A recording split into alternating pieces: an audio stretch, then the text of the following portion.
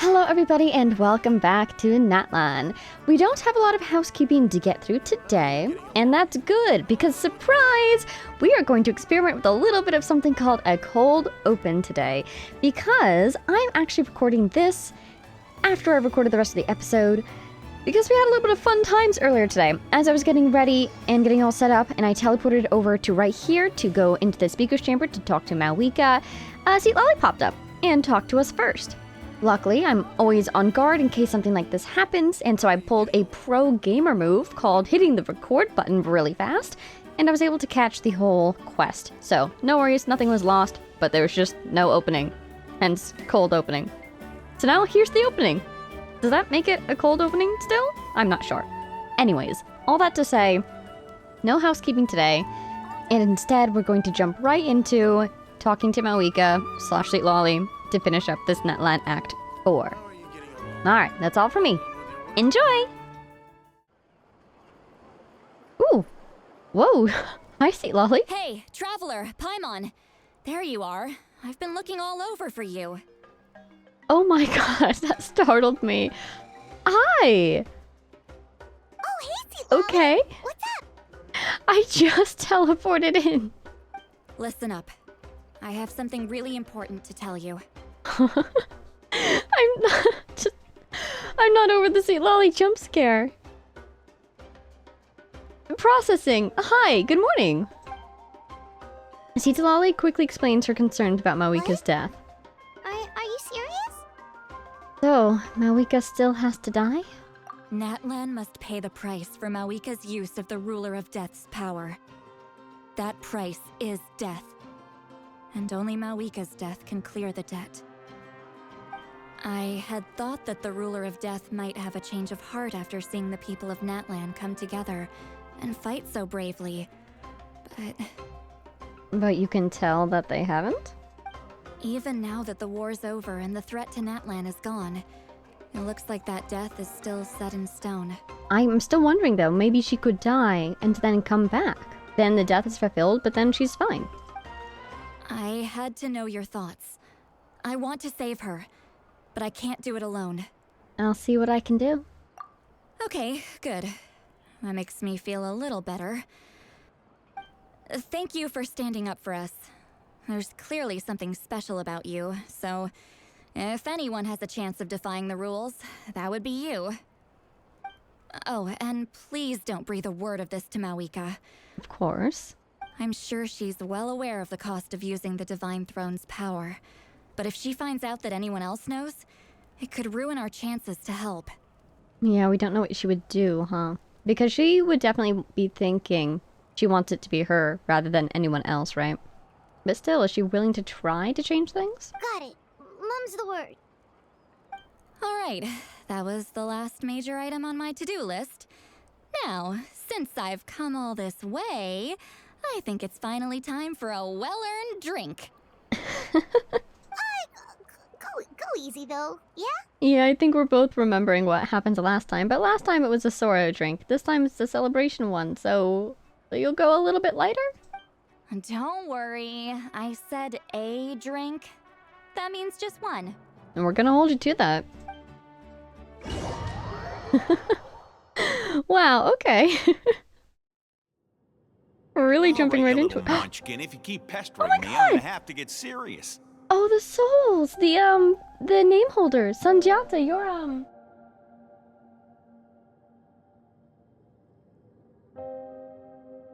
I'm not finding your name in my notes, but we've definitely met this, or heard of this person before at least. Is this another memory of Mavuika's? I get 100 kids a day telling me they want to be the next Pyro Archon.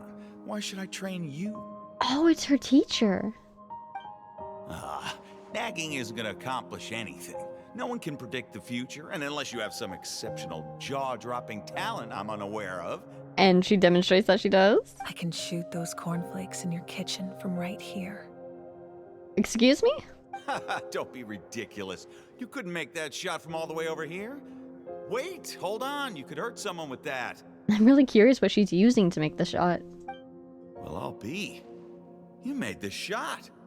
That's really interesting, because she fights with, a claymore, right? But she's an excellent sharpshooter, too? The science of the canopy raised him tough. That's some real skill you got there, little lady.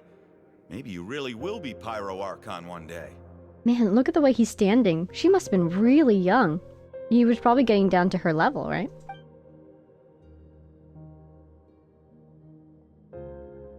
Oh, it's so gorgeous. A fuel named Fate?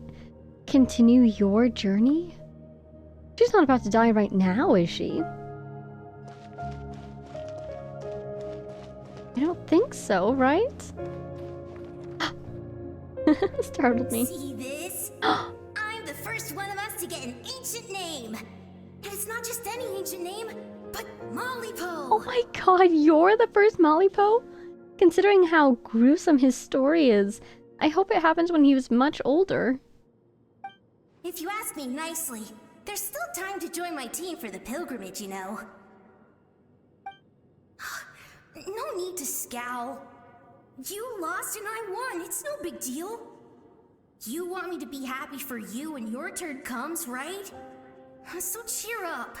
Oh, they must have been maybe of a similar age. They must have been friends. I'll get my own ancient name soon enough. And it'll be an even better one than yours. Ooh, I hope we get to learn how she got her ancient name. Oh, really? Well, good luck with that. What ancient name could beat Mollypo in our tribe? Oh no, wait, he must have, he's not the original Mollypo, he inherited it. Unless... Surely you don't mean Kiangozi? That's adorable. Competition between the kids with ancient names.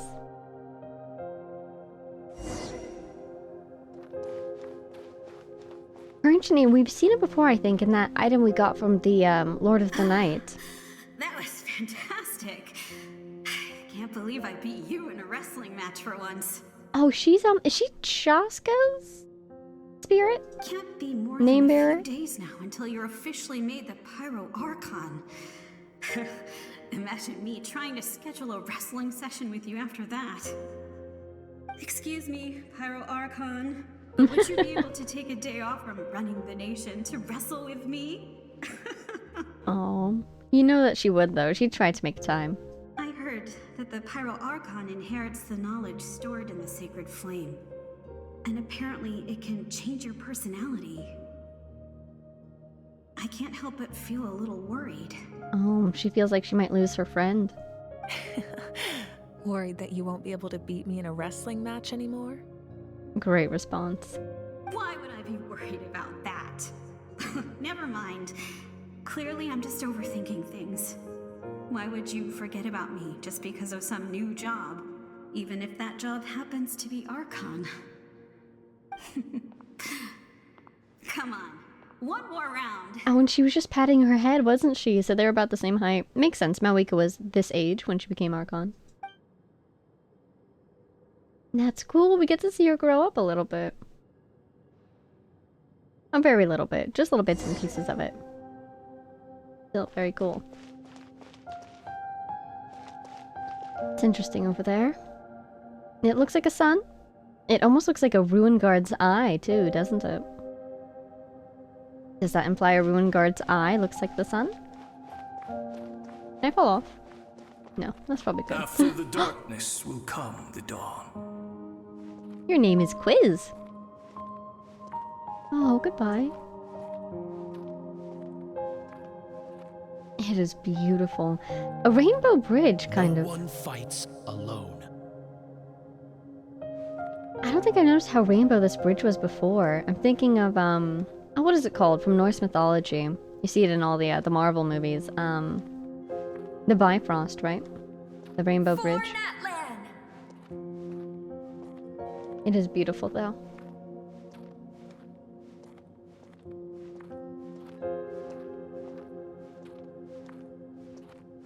Look at the sky!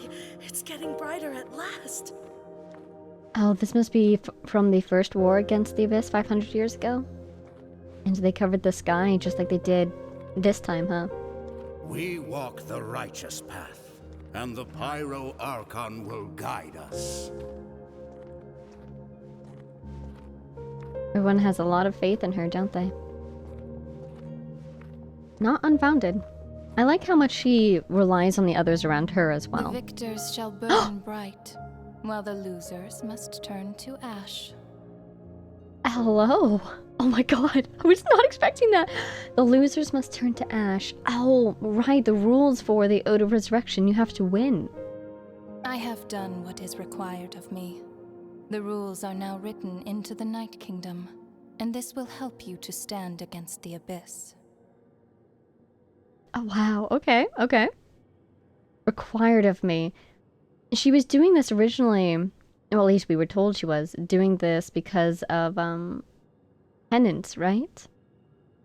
Oh no, that was my whole question. Is she serving her penance by helping with these rules, or does she have to serve penance after this for interfering?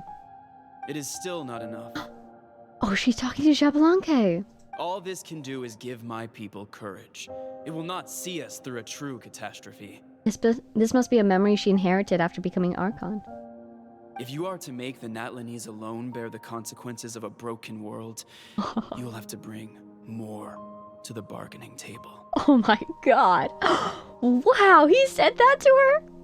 Respect. Calling out a shade for the condition that the world is in. You are the greediest human I have ever met, and the fiercest negotiator. No other would seriously ask to borrow my power. That's the extra carrot he's looking for. My domain is death, and its power comes at a great price. The question is, are you prepared to pay? And we know that he gets this boon, so... I need that power. Only a hero can truly wield it, and heroes are not afraid of dying. That is gorgeous. No, a fear of death is ingrained in all living things. If the wielder of this power cannot conquer their fear, countless innocent lives will be claimed in their stead. For only then can the price be paid. Oh, so Mavuika won't try to dodge this price because even if she's afraid of dying, or especially if she's afraid of dying, she feels that her responsibility is to face that fear.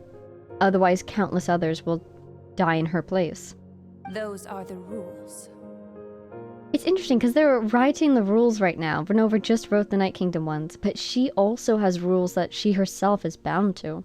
I suppose, you know, she's one of the Shades, not the original Primordial one, who in and of themselves is not the original Primordial one of Tevat, technically. They arrived here after Tevat was made, so I wonder if there were rules before Fanes arrived as well.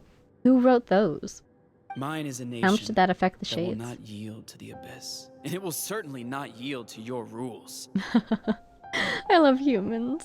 As their culture and civilization is transmitted through the generations and their faith grows, the people will go from strength to strength and reach heights that even I cannot dream of.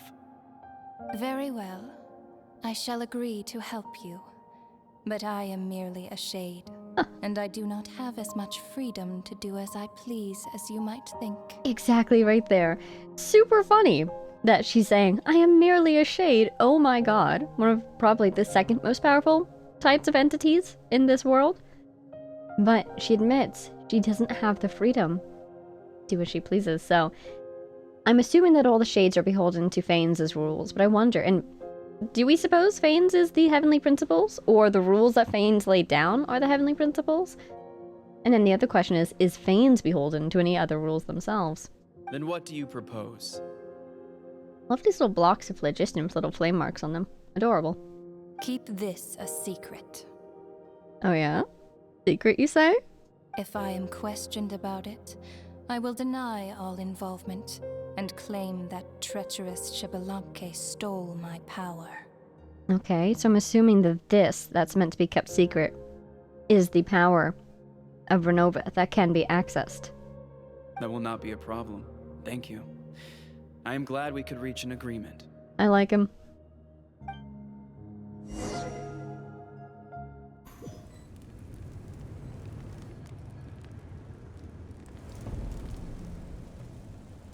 Come in. As you know, I've asked you to come here to discuss the task of wiping out the Abyss. Right, she asks us to go with her. Oh, but first, any progress on the ancient name? I received the gift from the Lord of the Night. I'm surprised she was willing to help you. And by extension, me. I'm very grateful to her. You're surprised? She's been very accommodating every time we've spoken to her. Wait, hold on. Wasn't the whole point of the ancient names for winning that huge battle? Why would the Traveler still need one by this point? Because she wants me to join her in the final battle. That's right. The Abyss has retreated to the depths of the Night Kingdom, a place that has long since been corrupted by abyssal energy. If we don't finish them off and restore the ley lines, the threat they pose to Natlan will remain. The battle we fought yesterday, we may one day have to fight again. This really is so similar to the Sacred Sakura cleansing ritual world quest, funnily enough. This is the fate Natlan has always been resigned to. For thousands of years, we have struggled on the brink of a looming darkness and never known true peace. I really kind of love this setting because when we were first introduced to Natlan as a nation of war, with the context of the other parts of Teyvat that we've experienced, I was wondering, who are they fighting? Like, how is it a nation of war? This makes so much sense. And you can really feel it in each of the tribes that you go to and all of the events that we've experienced since coming here. You can feel that it's a nation of war against the Abyss. But this time, I want to break the cycle and free us from this fate for good. With the sacred flame, I can protect myself from the abyssal corruption, but beyond that, you are the only other person who can resist it. What about Paimon? Is Paimon coming? If your ancient name can't be forged, I will go alone. But if it can, I'd really love your help. Is the Ode of Resurrection working again? Not completely. After all, the Night Kingdom is still plagued by abyssal corruption. But when I used the power of the Divine Throne, it dispelled a lot of that corruption. Plus, your ancient name is a special case, so the Lord of the Night will take special care of you. Okay. I mean, yes, it's definitely a special case. I don't know if that necessarily means the Lord of the Night will take special care of us, but I can see both being true. In short, the Ode of Resurrection still has a number of limitations, but I can promise that it will work reliably on you. Good. Then I will join you in battle. Sounds like I'm your only option anyway. Whoa. Are we forgetting something here? What about Paimon? What's her place in all this? Exactly. You'll need to stay behind. You're not resistant to the Abyss like I am, as far as we know. What? You mean we'll be separated? Yeah, I know. I'm sorry. The Abyss is extremely devious. If you two go there together, you can bet they'll make Paimon their primary target just to put us in an impossible position. Oh, absolutely not. Paimon, stay here, please. Paimon wasn't that worried, but now she's petrified. I'm gonna ask Mualani to watch after her. I bet Mualani will be great at keeping her distracted. What will you do without me? It'll be a complete mess, I'm sure. But only for a short time. Okay, well, Paimon needs to think about this because you're really asking a lot of her, but we'll give Paimon some time and she'll do her best to rise to the challenge. Oh, I want to give her a hug. I greatly appreciate it. She's being so brave. This is probably good in the long run, though. We don't want to become too codependent. But I'm sorry for all the stress it's causing in the meantime. Everyone in Natlan knows how important this final battle is. You will be remembered and revered long into the future, until the end of time. If you have any other questions, please ask away. Do we get another dialogue tree? Mavuika. We sure do. Teleport waypoint unlocked. Leave the chamber is my next quest. Mavuika. What's going on out there? As I've said, if you have any other questions, please ask away. About the aftermath of the war? The work of rebuilding is underway, and people are flocking to join the effort. With everyone rallying together, I'm sure it won't be long before there's no trace left of the damage done by this war. The healing process, on the other hand, that's a bigger obstacle to overcome. Many are grieving, and there's simply no replacing the ones we lost. As the sun rises once more and we rediscover the ability to believe in the future, we must never forget their sacrifice. As the sun rises once more. You know, the circle that's on top of her throne and then bigger above that one. It's exactly the same, I'm guessing, as the one that we just saw in her memories from a distance. I said it looks like the sun or a ruined guard's eye. So that's what it looks like with more detail. Still very much looks like the ruined guard eye. But if you look at it, first of all, fascinating that there's 2 of these rings. Does that imply a duality, a binary? I wonder if the sun in Teyvat is actually a binary star. It's not uncommon for binary star systems to be so close together that they appear to be one star from Earth. So could Teyvat actually have 2 suns and just not realize it? But then if we want to talk about that, look at that. There's another circle behind. It doesn't have the stylizing though. But then each of them has a sun in the middle. I mean, the top sun has 2 suns in the middle. Oh, so does the bottom sun. There's just so many suns. In the bottom one, the innermost sun looks a lot like the Conrian star. Not the 4-pointed one, but the one that we see on their armor and on their clothing sometimes. Conria. And remember the door to Conria and the sun that's on it? It's very fascinating because Conria is notably a nation without a god.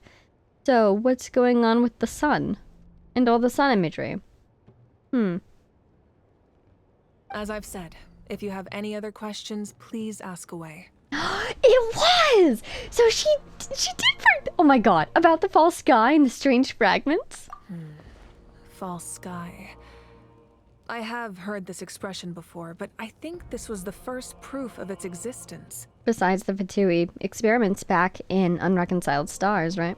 I think there's a lot of investigating to be done to understand what the fragments behind the sky are and why they were hidden in the first place. And I wonder if astrologists are aware as well. Did we ever talk to Mona at Unreconciled Stars about this? She said something, didn't she? But still, okay, so she did break the sky open. Oh, Mavuika, the icon that you are. And there were broken fragments behind it. It was a moon, right? That was a moon, right? Because, oh my god, what on earth? So that makes 1 moon in the sky. 1 moon maybe in Conria? Like, something to do with Conria? Did they kidnap it? I don't know what's going on there. That's the red moon, right? We see it in Arlecchino's Burst. And 1 moon behind the sky. How did it get there? What does this mean? However, from what the Adventurers Guild tells me, neither the split sky phenomenon nor the fragments have ever been observed in any other nation. Oh, cool. She got the intel from the Adventurers Guild, of course, because we've been everywhere. We really are secretly an intel gathering organization, aren't we? Oh dear. My guess is that the Heavenly Principles wants them kept a secret. I just hope they don't cause me any trouble over it. That's my concern too. I mean, so far Celestia has been sleeping, through a lot. But this was kind of big. Oh, you should be fine. We did something much crazier back in Fontaine and we're still here. No hope, Paimon, you jinxed it. Well, that's good to know. Anyway, the line I'm going with for the masses is astronomical anomaly. And I don't expect much of a backlash. I bet the Masters of the Nightwind are going to be freaking out. But Mavuika, she already has so many death flags. Paimon, I really think you just jinxed it saying you should be fine. Like, the ruler of death is going to descend and be like, hey, you broke one of the heavenly covenants, and also don't think I didn't notice you stealing my power, because she just said in the memories that she would claim no knowledge of the deal. So she's going to, like, kill Mavuika as part of the deal, but just cover it up with saying this is punishment for your actions. Man, everyone's... I think I'm a little bit more concerned about this than everyone in this scene seems to be, except for Mavuika. Mavuika, I think we're on the same page. Help me out here. Meanwhile, we can look into it at our own pace. Can that pace be very, very, very quickly, please? As I've said, if you have any other questions, please ask away. Yeah, I just think I'm concerned. About the 6 heroes of old? That wasn't their souls we saw, but a snapshot of them in time. All the work of the ancient name engravers 500 years ago, who made some special modifications to their names. So, ancient name engravers, did they all die to make or to change those names? Their souls returned to the Night Kingdom long ago, and will have been reborn in Natlan since, albeit in a different form.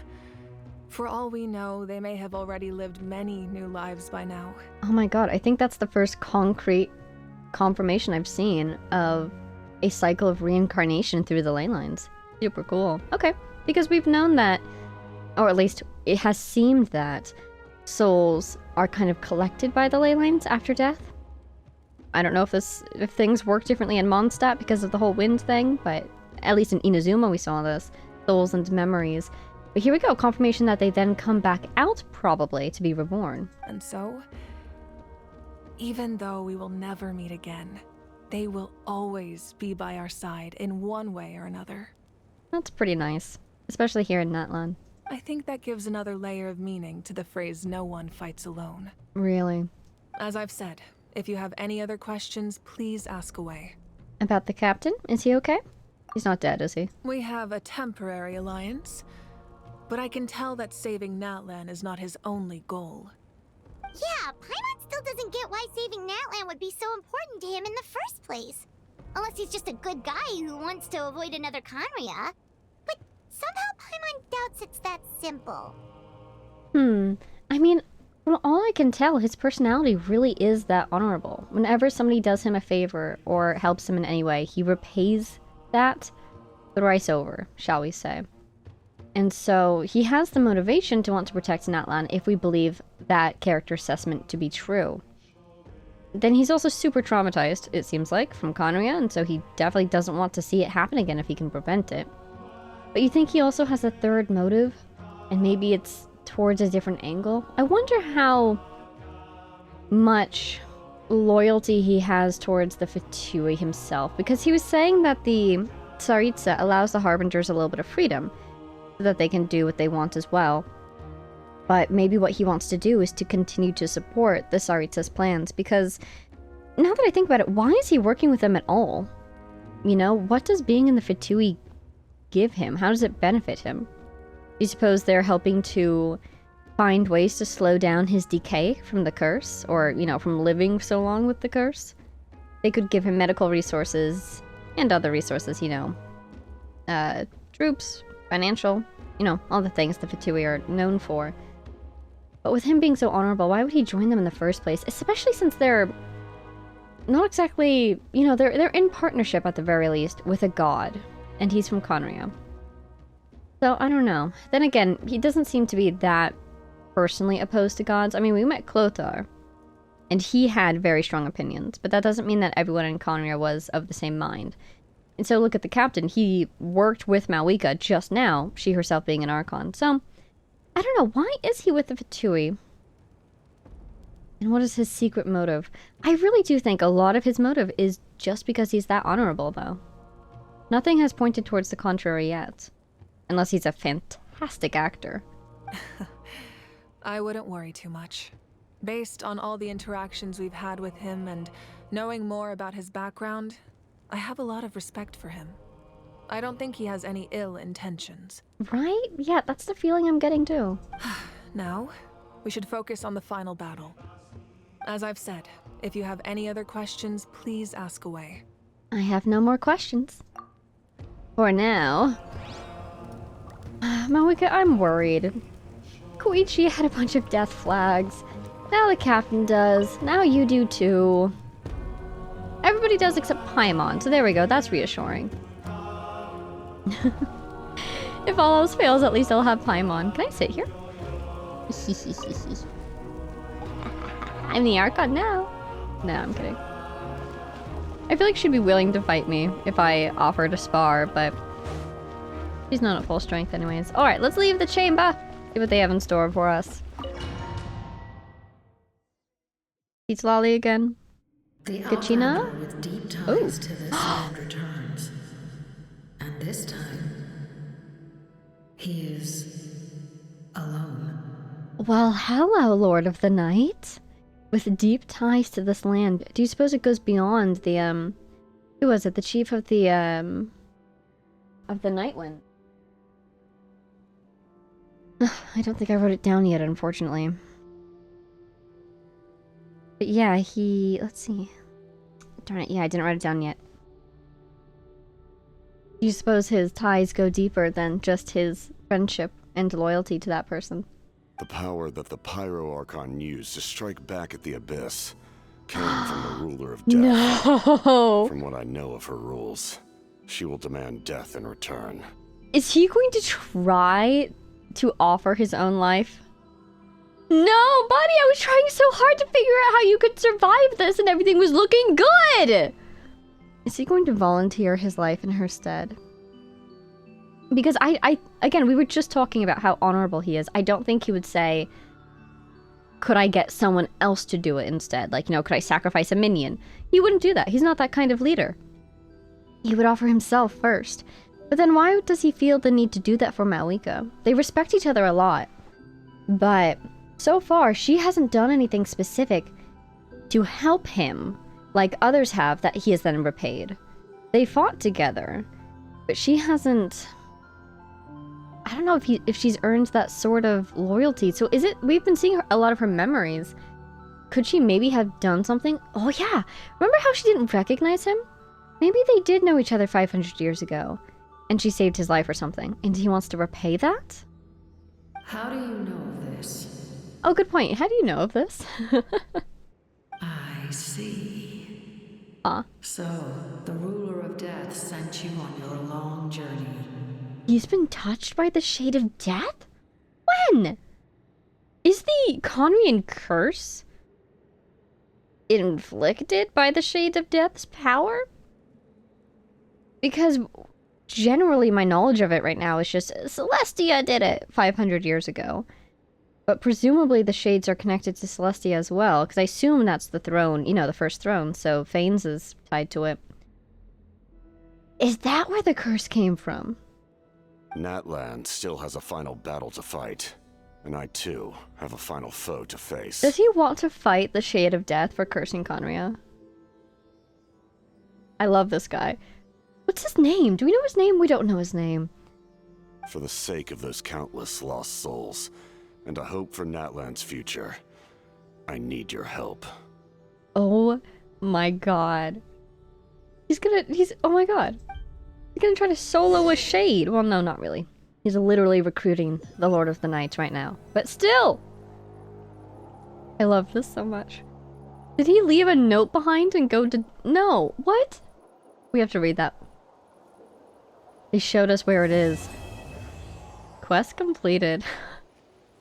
Oh my god. It's been a few days since the battle. Hopefully the tribes are getting back to normal. Oh. Oh, they put us right there. The Flower Feather clan was hit the hardest, right? That's Chaska's tribe. Maybe we should check how everyone's doing. We might be able to help them out. I thought I knew where I was, but... This looks so different from how it used to look. Yeah, I remember this exact tower. Oh, nice artifacts. I need those. Ah! Good save. I don't think this tower used to have this many things in or around it. Hi, buddy. Who are you? Hello, friend. Where are you off to, then? Need some help with directions? Oh, he's a wayfinder from the people of the springs. Anything of note nearby? If you head west along this main road by the edge, you'll end up at the Stadium of the Sacred Flame. People go there to either watch or take part in the pilgrimage of the Return of the Sacred Flame, as well as do a bit of business on the side. You have something I want, I have something you want, type of thing. If you came over from the east, you've probably already run into the Children of Echoes. Did you buy any gemstones while you were there? If you go south from here, you'll reach the edge of a great cliff where you can test your bravery against that lot from the Scions of the Canopy. Each of their hobbies seems to be more dangerous than the last. And then, if you keep heading to the place where there's water, you'll reach my home, the people of the springs. If you're tired from the journey, you can gaze out to the sea, or take a bath in the hot springs. That actually sounds so nice right now. Alright, you had something else to say, my friend. Any recommendations? And as they say, things don't always pan out as you expected. If you don't have a clear destination, you might as well go with the flow, or leave your fate in someone else's hands.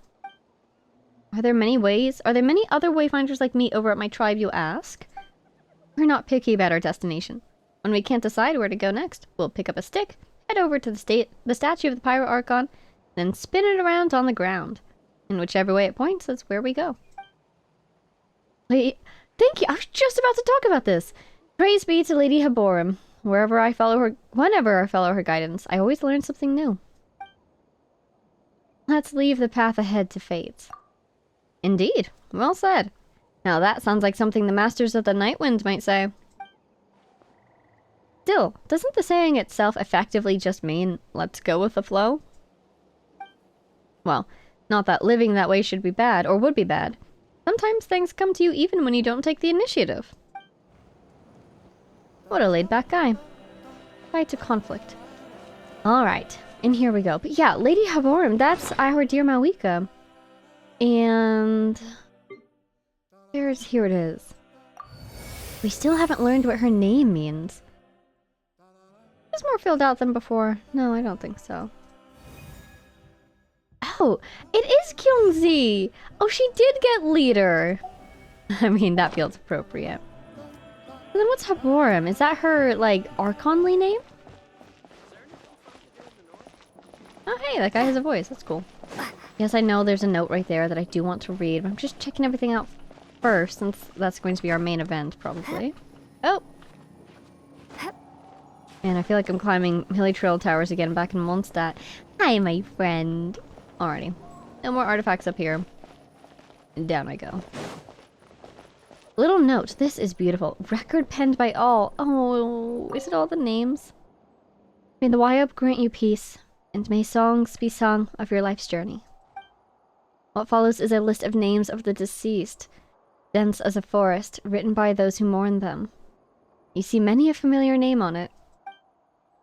Waita, Vichama, Bat, Tililhua, Wichi, Hunza. We give thanks for the gift of your life and ours, and we look forward to meeting you again one day, in a world of wonder and beauty.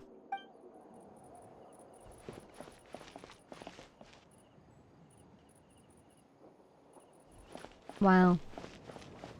Oh, it gets to me. Moment of silence. I really like that phrase, or that saying that they're using. Like, we give thanks for the gift of your life and ours. That is beautiful. Okay, well, I think we got one of these. Sure did. Funnily enough, you know what I really want? Is, it's standard wishes right now. We're so close. Alright, this is, an interlude. Huh.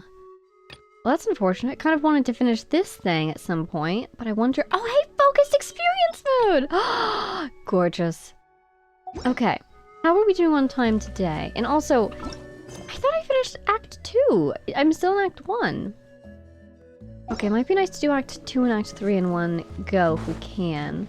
So for now, you know where I'm going? The paint bucket reminded me. I'm going over here. Where is it? Where is it? Here it is. Is that it? I'm going over there. I feel like my brain is up and running on all cylinders. Don't tell me I just jinxed it again, though. You guys were giving me some advice in the comments very kindly. And, I think what happened last time was since I made this orange... there we go. And I made this blue. And after that, those flowers opened. I thought that meant that these colors were correct. You know? Now this should be purple, right? Probably.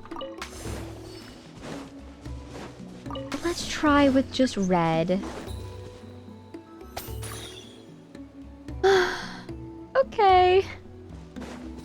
There it is. Is this an answer from this world? Yay! I can't believe. Oh my god. There's a local legend up there. There's an Oculus over there. I'm thinking about world quests now. We could go towards that island. I was thinking it's going to be something much more complicated, like, you know, with Surumi and all the fog. But I think someone in the comments said that it's actually just fly over there and it activates. Oh.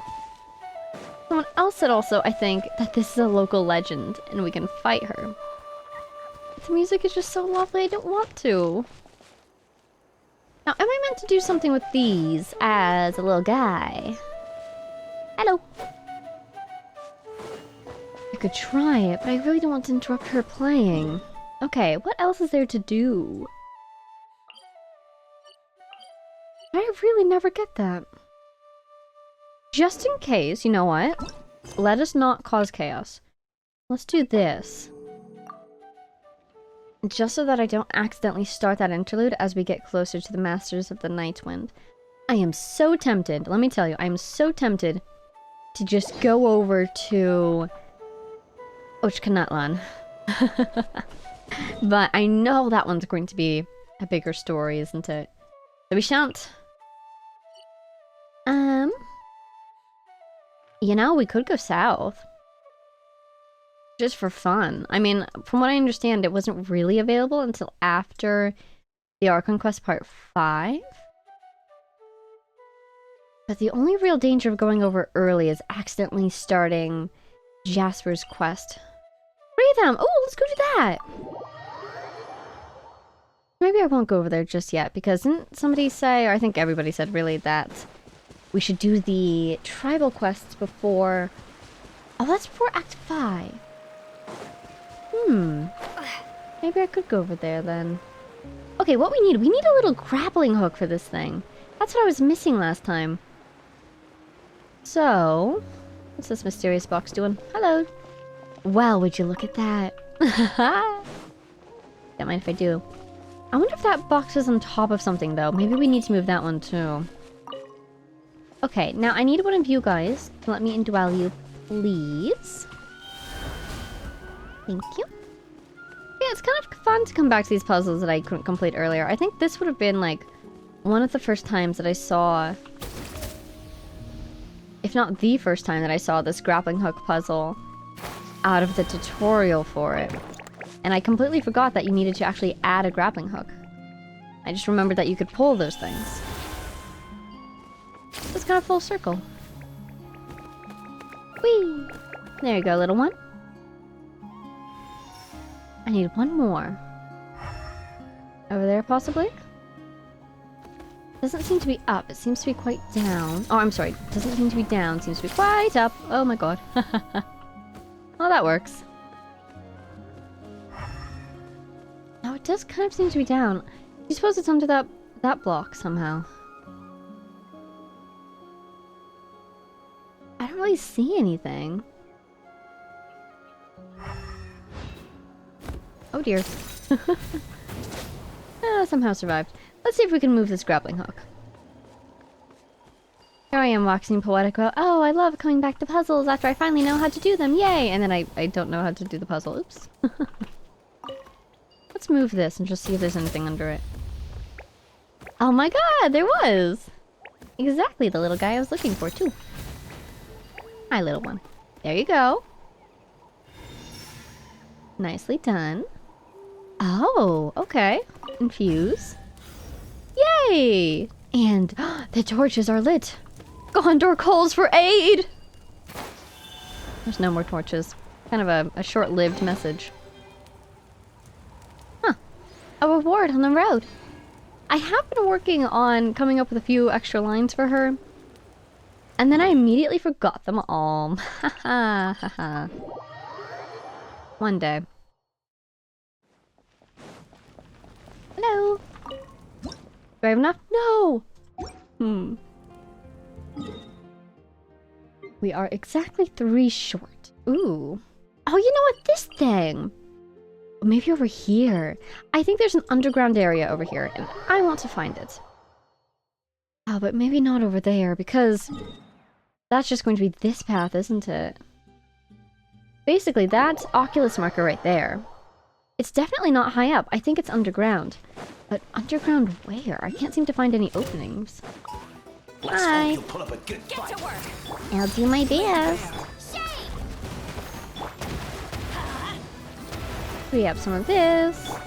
Grab some of that. Oh, yeah. Small update. I did move Citlali's weapon. Somebody in the comments suggested switching her to sacrificial.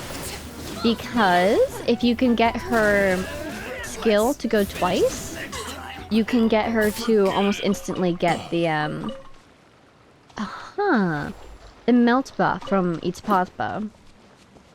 That's where I need to go, isn't it? Oh, hello. Oh, hello. That's what it is. Oh, okay. Well, let's mark this, though. I completely forgot about this gate. It needs key. Okay. Just from exploring, right? I don't suppose you'll tell me where to go. But yeah, so I thought that was a great idea, and I appreciate that suggestion. So thank you to that person. And she's now on Sacrificial, which is also nice because the substat is Elemental Mastery, which she appreciates. Excuse me, young man, do you have a key? You are not Arlecchino, there she is. This is where Stick around. Oh, sure. Wait, did you throw a stick at me? Is that the joke? You said stick around? As you were throwing a stick around? That is really funny. Okay, so I recall we found one of the keys, like, in this area. Where on earth is the other one, then? It should be nearby. But it could be anywhere. It's a needle in a haystack with this open world. Go up, I suppose. Serve our stamina. Hello. Hi. Show me your moves. Let's light it up. I really want to do that investigate. But enemies keep running at me and I keep getting distracted. What do we work on Arlecchino's crit rate? Well, that missed. Oh, that's good. There we go. Door's over. They got lightly tapped on the shoulder. They'll be okay. Alright. It is so tempting to just go this way, though. Hey, that balloon! Is that the really tall hot air balloon, or is that just a mysterious grey one? It's just a mysterious grey one. I was thinking about the one from Chaska's story quest, tribal quest, that is. I want to find that key, but I have no leads. I want to do everything. I want to explore, I want to read. As you can see, I'm feeling a lot better, as always. My energy is improving, so I want to do everything in the world all at once. Hey, Sparkles! Are you the key I seek? I don't remember how we found the last one. Like, was it in an investigate? Was it in a chest? That would unfortunately be a big hint. One that I don't have. Oh wow, look at that llama. Very regal looking llama. Llama Yelko Waters. What is this? It's a guitar. Aw, not allowed to pick it up, that's sad. Okay, I'm not gonna find this key anytime soon, am I? Unless you guys have it. What's going on over here? Oh, it's so peaceful though. Let's finish this fast. Oh, you guys don't have anything going on over here. Okay, oh my god. Alright, fine. You know what I'd really love to do, actually? I swear there's a sparkle. Is it this mint? Let's head back towards the Chaska's tribe. Flower Feather. Because, oh, hey, there we go. That looks promising. Got something all right. There was a world quest that kept popping up. See? Like that. And I've never taken that world quest up on its offer, but I do wonder. Oh my god, was that 172? Goodness gracious. That was quick indeed. Maybe we could go find that. That would be really nice to do, because I just keep running into it and then walking away. And so if I can deliberately run into it this time, that would be ideal. Key. What greater pleasure is there than the unexpected? Key anywhere? Darn it, no key. Oh, that's cute. Okay. Just stadium. Oh, you know what? And somebody recommended that I go to the little altar that's by the stadium, and that's where I can offer my little obsidian pieces, right? Wow, it's so pretty. So vibrant, you know? I love how they all have all the different nations have such different topographies. Like, the closest I could say that this is to Larua. And yet, just looking at it, you can tell it's utterly different. This basin has been smoothed out. What even causes that kind of thing? Glaciers? I don't know. All the rocks are just very smooth. Hey, look, it's right there. You have surprisingly good aim for a place I've only been to once. Hello. So, touch. Theoretically, I can give you... What was it? Was it this? No, definitely not. I want to read it before we offer it up naturally, if I can find it. This? Yes, offering it at a specific altar might just open the kingdom of the night, basically. Huh? It's a trial. Well, I've got all the eggs in the world. Are you kidding me? I can just go to the Night Kingdom? Like, this isn't a world quest? Is this an Archon quest? No. Chamber of Night's Trial. Viewpoint! Whoa.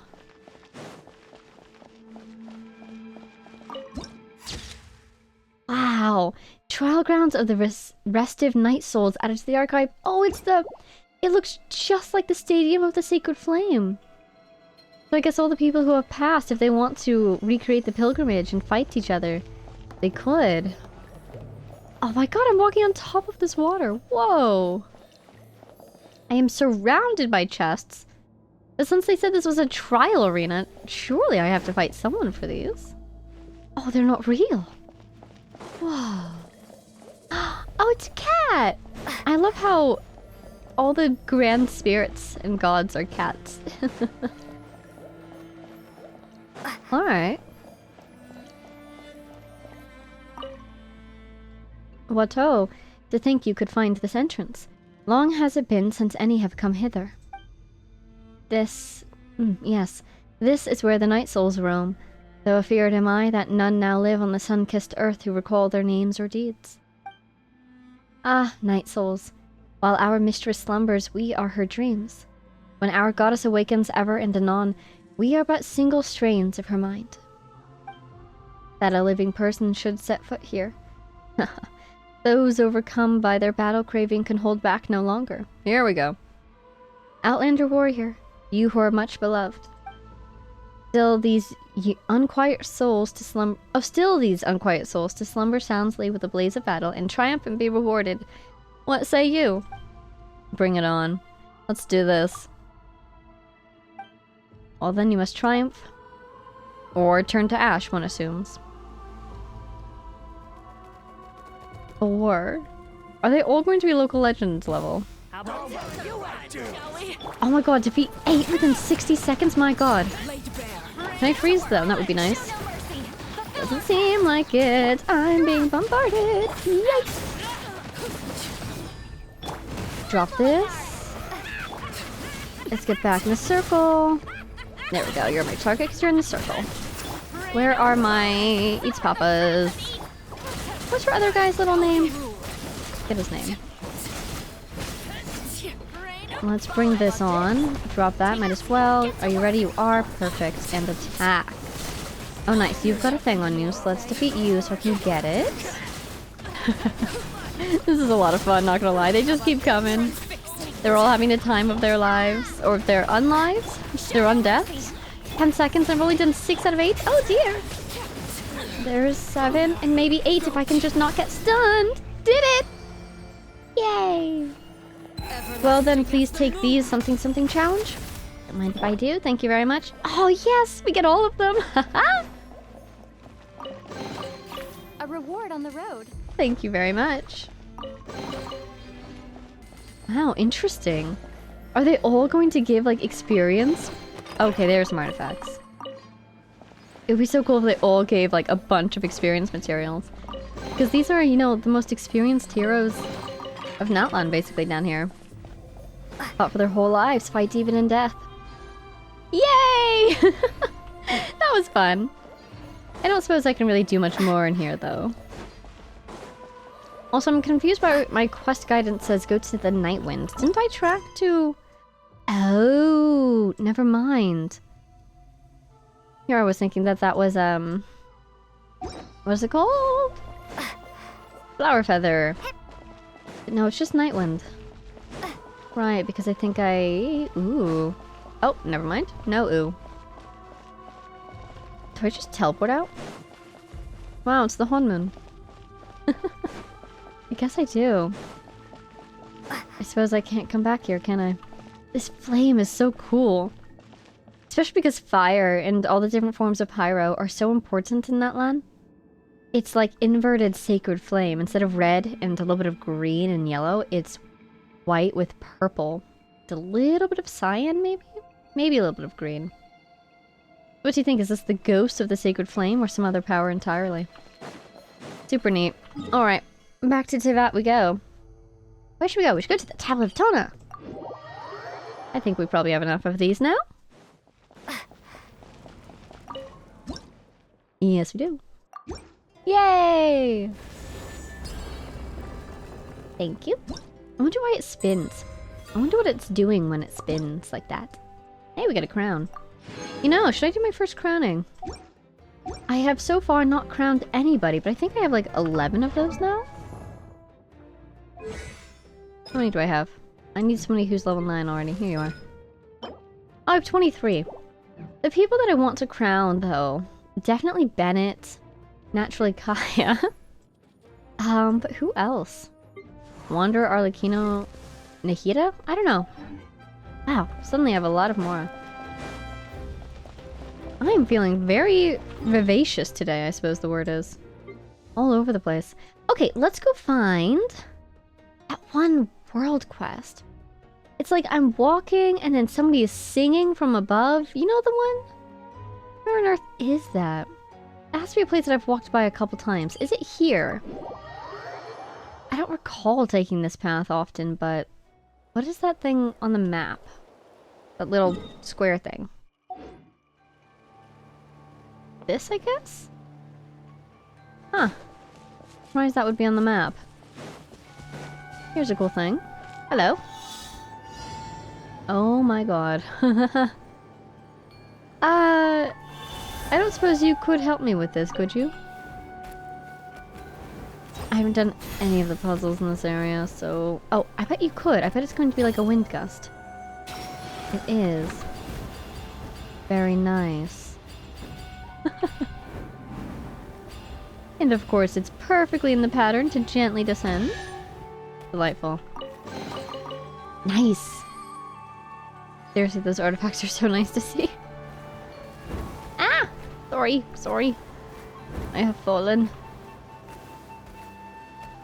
Just kind of looking for more puzzles to do, because again, I haven't really done anything in this area. There's something over there. Just sort of gently float our way over. Now, are you something I need a thingy for? Oh no, you're gonna give me an explosive barrel? Do you want me to explode these for some reason?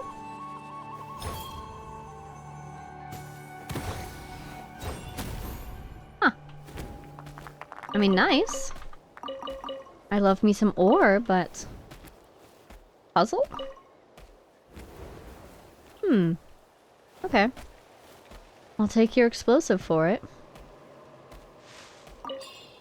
Now, one of these things, I don't think I've ever actually interacted with. Greetings. Huh. What do I do with this? Does it help me jump higher? Sorry, little buddy.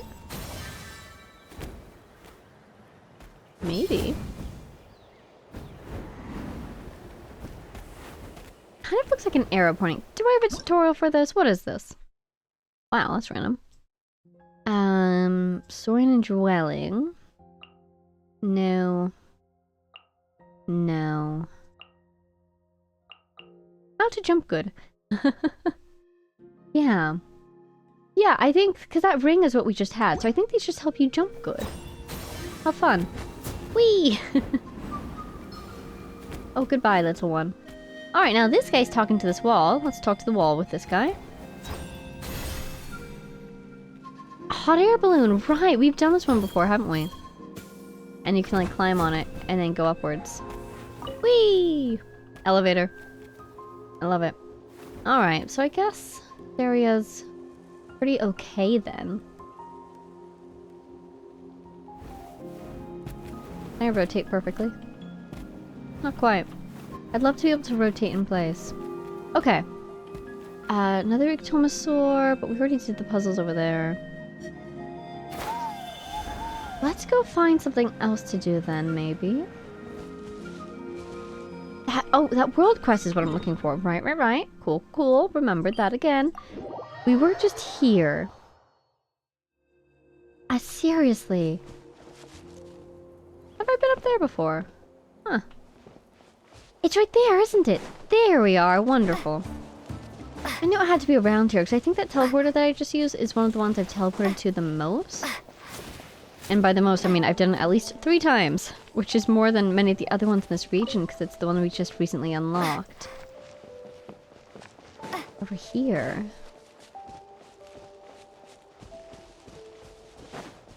Please call out to me. Yes! Sing me a song, call the flying saurians and birds who have left to their nests. Huh? Do you hear that? Someone way high up is singing, and they're pretty good, too. You want to go say hi to them? I don't know what she said. Something like that, though?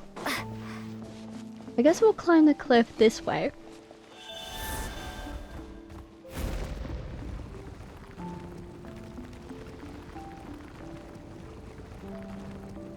Paint buckets. Lugosaur sconce. And we're up. Don't see anybody yet. Ooh, Wyob.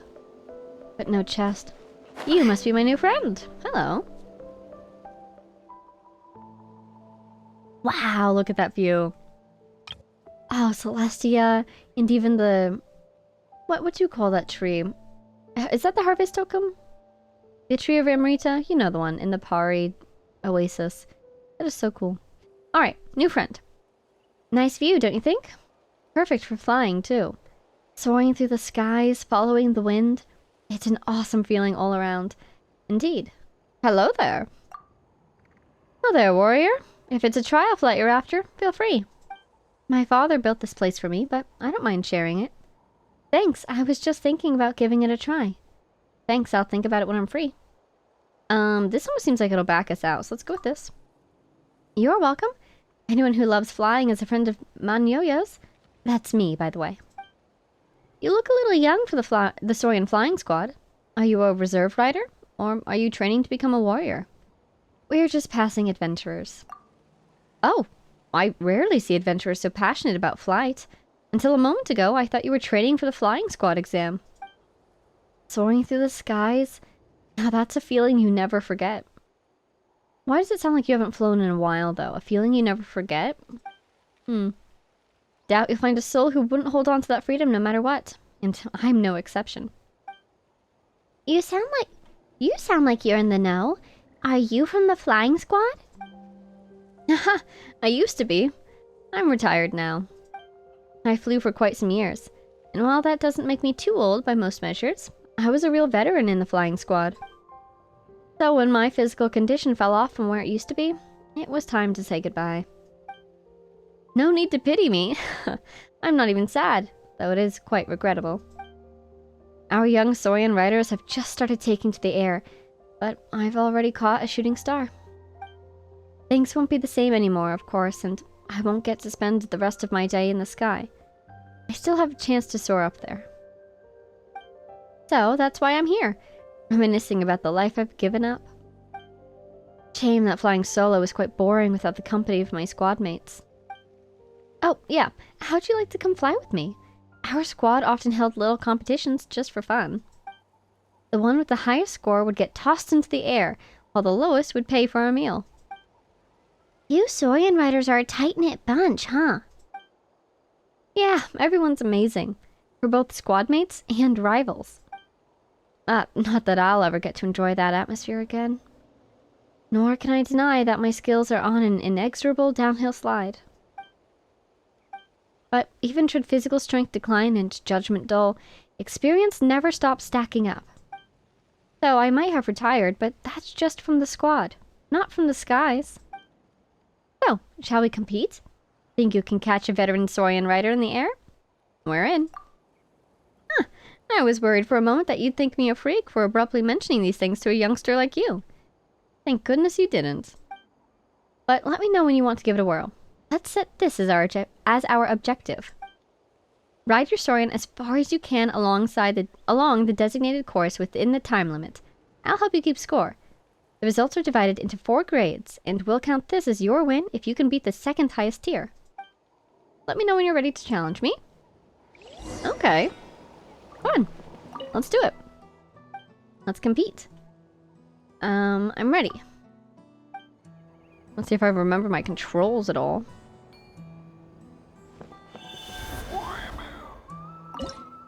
Okay. Oh, cool. So there's an SS, but 2 beats S. Okay, gotcha.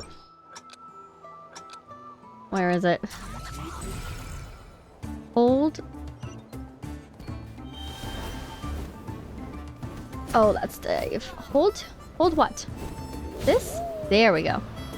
Oh, that's her. Oh, she's beating me. Yeah, I forgot all my controls. It was so funny. I was watching the video where I was having my no good, very bad day. And I was like, oh my god, I cannot... Where am I going?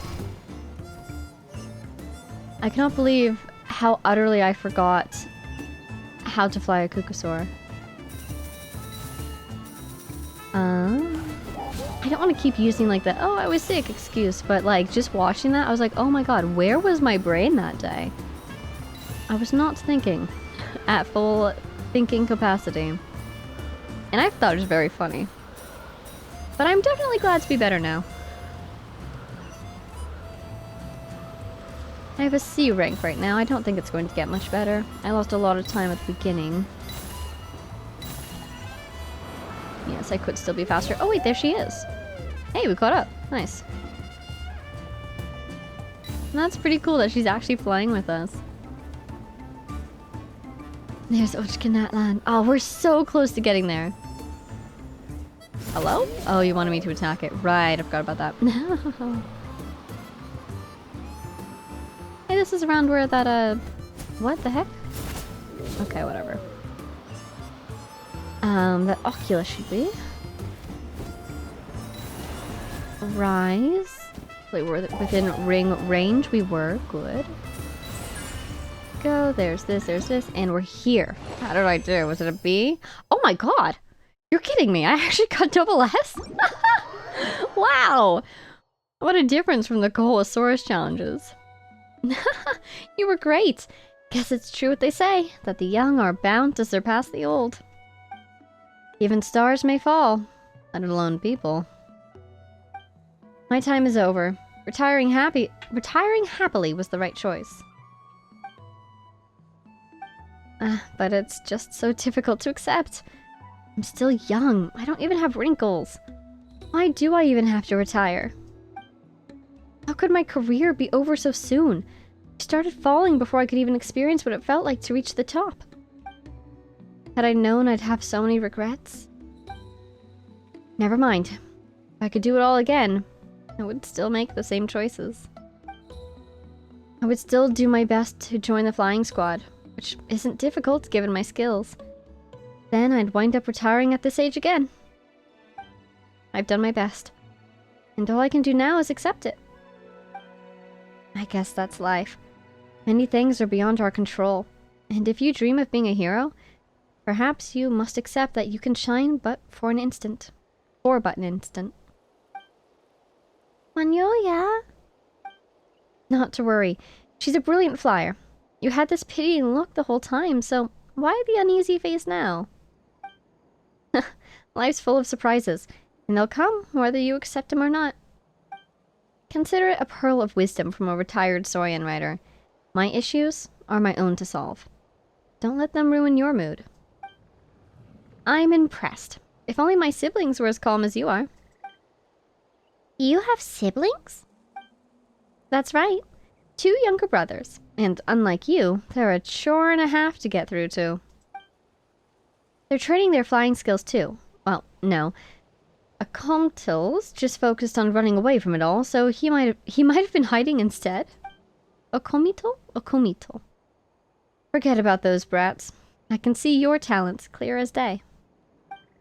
Try training a little more if you get the time. Who knows? Flying squad may come knocking at your door. I'll try my best. That's good to hear. I hope I'll catch you flying again. Good luck, young warrior. Yeah, it's interesting because she... Oh my god, whoa. Oh my god, whoa. Okay. Oh, is this from the challenge? No, I already got a chest up there. A reward on the road. Huh. Well, thank you very much. Yeah, she was saying, she is very young to be retiring, but she said she was retiring because her physical condition was declining. I guess it's like professional athletes, you know, who start declining around, what, like in their 30s or something? Still very young. On the other hand, all those references she made to catching a falling star were very interesting. And you know what? I think I see a little bit of Coiler's graffiti in the background. That must be it right there, huh? That's so cool. Can't wait to get over there. Alright, well that was satisfying. I'm glad to have that little mystery solved. Not exactly a mystery, and didn't exactly need solving, but I'm glad to know what that was waiting in store for us there. Let's go get this Oculus marker out of here, or get the Oculus if we haven't yet done so. Oh my god, for a split second I thought that was the Sealy. No Sealies for old Natlan. Oh my god, what? Huh? Who? Ah! What's going on? Is it this whole beach? What the heck? He's Lolly! It's this whole area. Okay, okay, we tank it, we tank it. This is so scary. What is happening right now? Is there a world quest? Oh my god, the shield gonna go away? What? Or you'll get singed. Huh? It's raining fire. It wasn't the shield that stopped it. No, it's just over here that happens. I'm so sorry, Citlali. Let's get out of here. What the heck? Let's lure... Nope, never mind. Right here is where we're safe. We're staying right here. Let's heal Citlali. That's so weird. I don't see any gaseous phlogiston things. Oh my god, did you build a gun? That's hilarious. I don't see any gaseous phlogiston. I don't see any, like, cracks in the ground. That's so strange. Oh no, did I hurt a capybara? I'm so sorry. That's so weird. There it is again. Is this? Hey, that llama has a backpack. Oh my god, it's fast. That's even faster than a sheer cold, I think. Well, it's gone now again. That's so weird. Why? Let's get this marker out of here before we forget about it. Lovely. Yeah, let's explore down here. Crabby! Yay! I have no idea what my crabs are at right now. Because, as always, once I filled up, I used some so that I could do it again. Yeah, look at that! I'm just noticing now, it's in the top left. It's just like in,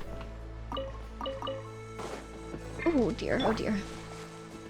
Dragon spine, except it's peat. You have a tutorial for me? Why are we down here? Oh, I see. That's so weird. I don't think I have anything about this. Do you see those little sparks in the air? Is it just super hot? Oh man, it'd be so cool if this was an effect of Ochkanatlan. If, like in Dragonspine, when you walked around, you were impacted by, I don't know. They probably wouldn't name it sheer heat, because that'd be repetitious, but like the embers of the past or something. Oh, help, help, somebody help. Is there anybody there? What's going on? Enough, stop arguing. You're the one who can afford it. Oh my god, there's a lady in a cage. Can I fight these guys? Oh, relaxed warrior. Hello. You're a new face. First time watching the contest? No rules here, mind, but if you lose the bet, then your Mora goes to the house, you hear? We had a lass from the Masters of the Nightwind who couldn't pay up after losing a while back. You know where she is now? Bawling inside that cage, that's where. Is this like a, what do you call this, pit fighting? Oh. Both sides are engaging full force now, but if they keep doing that, it's going to take a huge toll on their endurance. Come on now. When do we get to see those finishing moves? Come on, Gigadrill. That's such a Pokemon name. You're the previous champ. No way you'll lose that soft-looking Kukasaurus. That's it, Drill. That's it. Bob and weave, and look for an opportunity. I'm guessing you're the, I don't even want to say, the trainer, I guess? of this Saurian? Do they want to be here? Are they enjoying this? Odds are 1 to 1.05. Both sides are quite evenly matched in strength, but I'm hoping Gigadrill takes the win. Still, you saw how Crimson Dancer warded off Gigadrill's signature drill attack by ducking into its feathers. Launched a counterattack right after, too. Situation's looking dicey for Gigadrill, I'd say. Huh. Can I pay this lady's bail? Something? I did not expect to be locked up in this cage. My dignity as one of the Masters of the Nightwind is all but gone now, surely. A disgrace to the tribe, a disgrace indeed. Who are you, and how did you wind up here? Me? I'm Konulov, a trainee priest of the Masters of the Nightwind. As the name suggests, I'm presently in training to become a priest. And, well, our tribal elders told me that my ancestor, Sanhaj, used to get into betting battles with people from other tribes, often tricking them silly in the process. And so the elder said, go make and win some bets. That's the only way to qualify as a true Master of the Nightwind. So when I passed by and saw a tournament taking place, I made a bet too.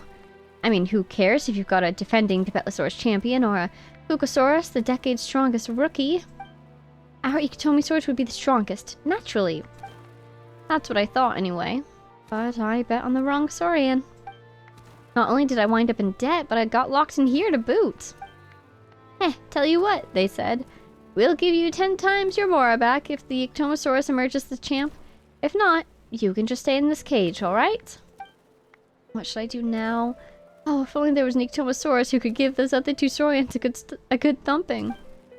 That way I could get out of here and get 10 times the Mora, too. I mean, most importantly, we can't have those two tribes look down on our wonderful Iktomosaurs.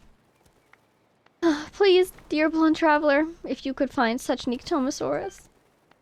I probably shouldn't spout such nonsense. You're not of our tribe anyway. Where are you supposed to just find an Iktomosaur like that? I'll see about finding one. Really? Could you? In that case, I'm just going to stay in this cage and wait for an update from you. Three guesses who that Iktomosaurus is going to be. Wow, Gigadrill appears to be losing. The Crimson Dancer. Yeah, Crimson Dancer won. If there's any new challenges, it is time. I want to look at this wall, though. Look. Hey. Yeah, alright. Want me to fight these guys? I'll do it.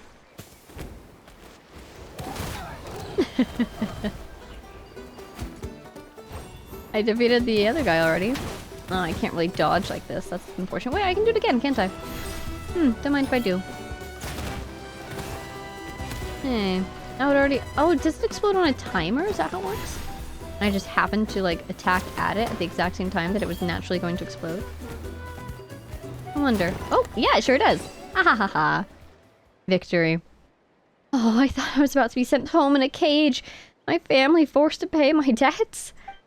And while I was in there, I suddenly remembered that our ancestors would stack the deck first before betting, which is how they'd win. So, yes, I had much time for self-reflection while in this cage. You know, about my unrealistic expectations... Oh, you know, about my unrealistic expectations of beating others at their own game. I don't know where you managed to find such a powerful Iktomosaurus, but I'm grateful all the same.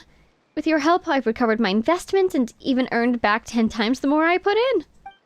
I, on the other hand, barely did anything. But I'll need to find a soft bed to lie down on all the same. My back hurts all over from being stuck in this cage for half a day. As for the winnings, you can keep them, dear savior. The elder said that keeping an unexpected windfall close will only bring one misfortune, so it's best I give it away. Oh, thank you very much. Don't mind if I do. Obsidian fragments! Oh my god, for the, Masters of the Nightwind, I bet. Here? Yes.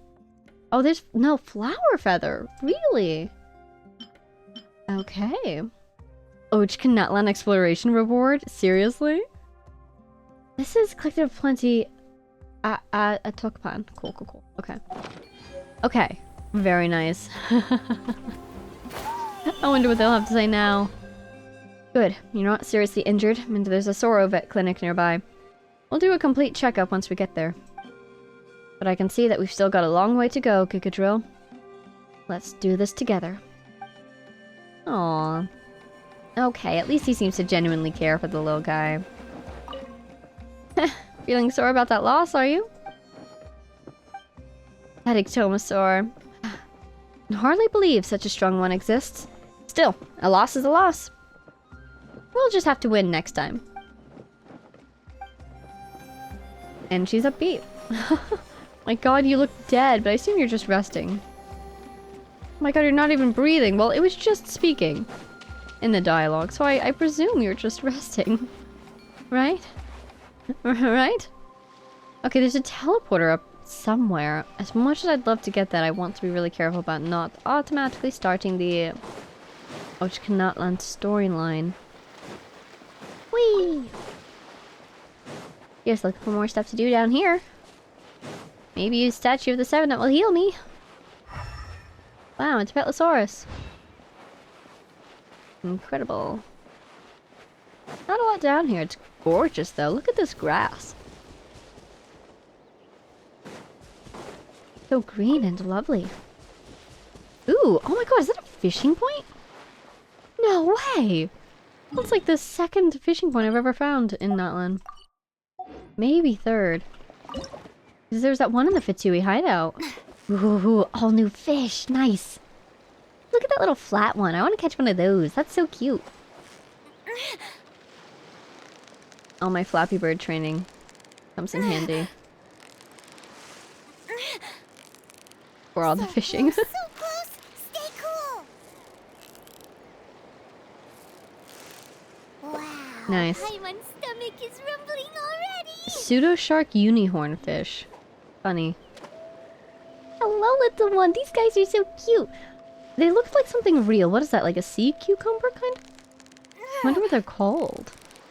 You've got it. You got it. Wow. There we go. Paimon's stomach is Diving rapid fighting fish. It's beautiful. How do I leave this place? There we go. Now there's a phlogiston thingy. Way over there. I'm still wondering about why we were just dying in that other area. Oh, hello, little one. Fulfill our pact. Can I do it like this? Yeah, if I just aim. Well, I don't want to hurt the capybara. Oh, wow, look at all these money, too. Oh, dear, look at my stamina. There we go. Hi, little guys. What's going on over here? Child's Notes? Aw. This game's called Bing Bong Ding Dong, and here's the rules. 1. When the Bing Bong Manitou isn't ding-donging, ride on the Saurian statue's back to make it move forward. Oh, it's like... What is it called? Red light, green light? Oh, and don't give me that. Isn't this just red light, green light? Rules are important, and it's precisely because you don't respect the rules that you can't win. It's get off. Oh, why are you shaking? Oh my god, they want to play. That's so cute. Oh, do you think it wants us to sit on that little statue? Alright, when it's not looking, we want to...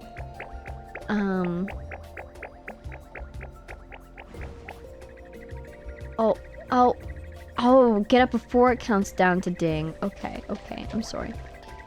Why are you so shaky? I don't understand.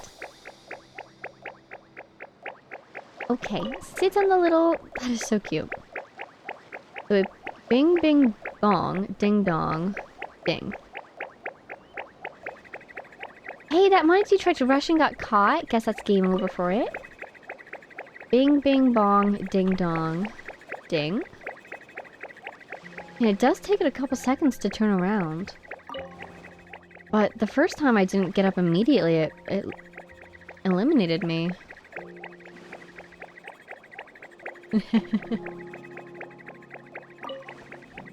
I wonder if we can sit down too early.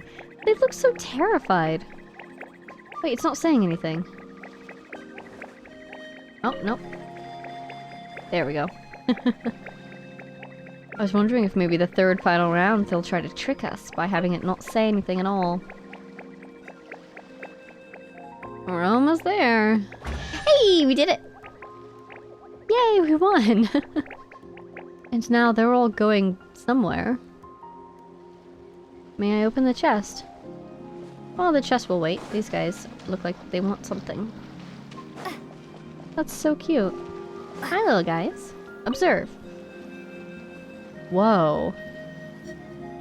So there's like 3 of these puzzles? Can we just do one of them, maybe? Alright, well, if I can get the chest now, don't mind if I do. I'll keep this close. Do they want me to do something for them?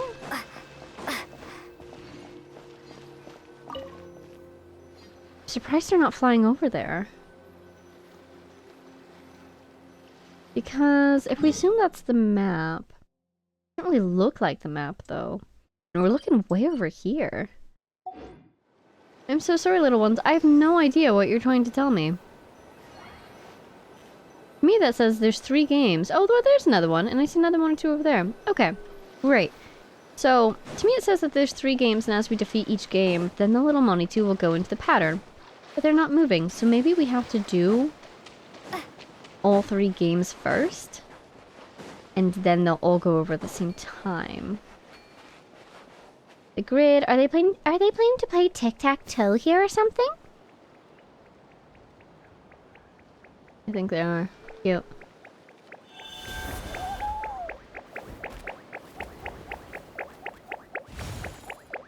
Where could the money to for that red stone be? Do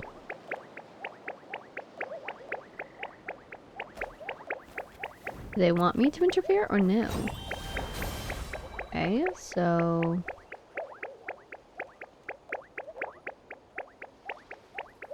put this one here. Oh, it's already gone. Wait, what? This, maybe? Hopefully this is red. Okay. I want to put this here. Yay. Huh? Would it be better to put it down there? Yeah, because then no matter where they try to block me, I can put it there. Oh, whoops, when I tried to pick it up again, my first stone disappeared. That's why it's not on the map anymore. But luckily, they still counted it as part of the game. Because I put my stone right here.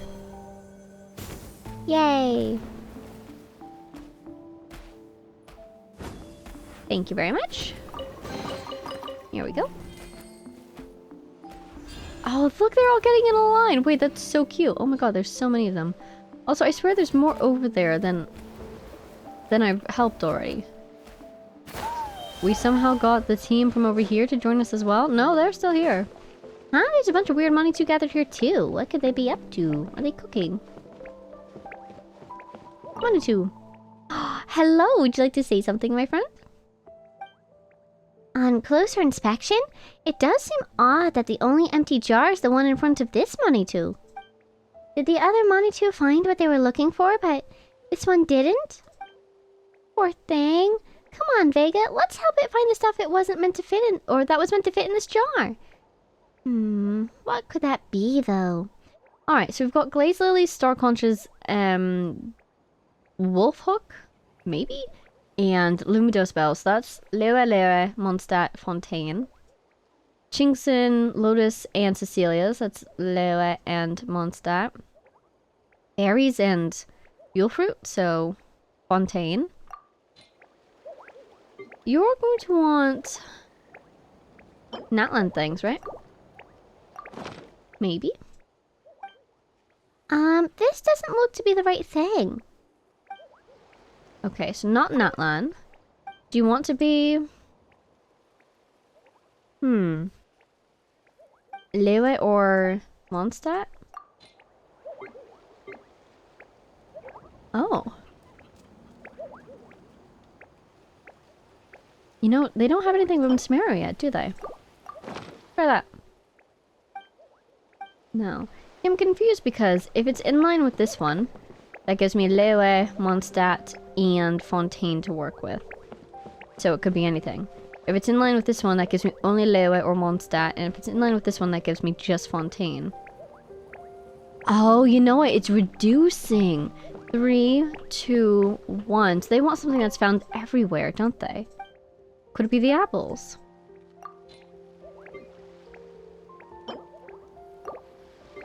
Those are found everywhere, right? The only other thing I could think of is like sweet flower or mint. Oh, could just do berries. Oh, let's just do berries, because it was in the other one. It's not berries. They want something different each round, I suppose. That makes sense. I guess I'll just try apples. I don't recall seeing apples in... Oh, great, okay. Oh, so this is what we were looking for. Something with red in it. Oh. Wow, I was just completely off. Blue, green, yellow, red? Wait, huh? The stuff we threw in is gone. We did chuck something in, right? Something doesn't feel quite right here. Is there something else in the jar? Knock on the jar. Oh, slimes! Ugh, a slime. Get to work. There's a slime inside. No wonder this jar's been empty the whole time. Turns out you hid whatever was meant to be inside it. I'm going in. I want to heal. So I'm taking this opportunity. There we go. Well, that's the thief taken care of. Time to give back what you stole. Aw, now your jar is overflowing with goodies, my friend. I hope this brings you joy. Oh my god. Oh my god, I can pick these up? Should I? I guess the little guy's gone now. Is this an answer from this world? Wow, I can pick them up and even get seeds from them. That's amazing. Okay. This is so pretty. Little collection of fruits and vegetables and whatnot. Fulfill our pact. Why is there a ball? What do you think would happen? Watch out. Absolutely nothing. They're just playing with it. Alright. Look at my army of Monitu. They're talking to each other. So, you know, with the knowledge of what Sealies are, Monitu appear to be a very similar type of spirit. Do you suppose they're just pieces of spirits from the Night Kingdom or something? Look at them go. Fly, my friends, into the dragon. Wow. That's pretty cool. It does look much better now. Vibrant colors of the shoreline. So yeah, if Sealies are angels, Monitu, I don't suppose they're the devolved form of something else. I don't think so. Is this an answer from this world? They do seem to be connected to the Night Kingdom.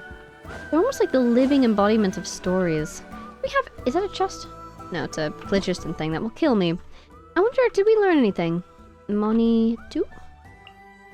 Strange spirits, ancient graffiti, born from... Yeah, they're really like the manifestations of stories. In my probably biased opinion, because I love that idea. What is that?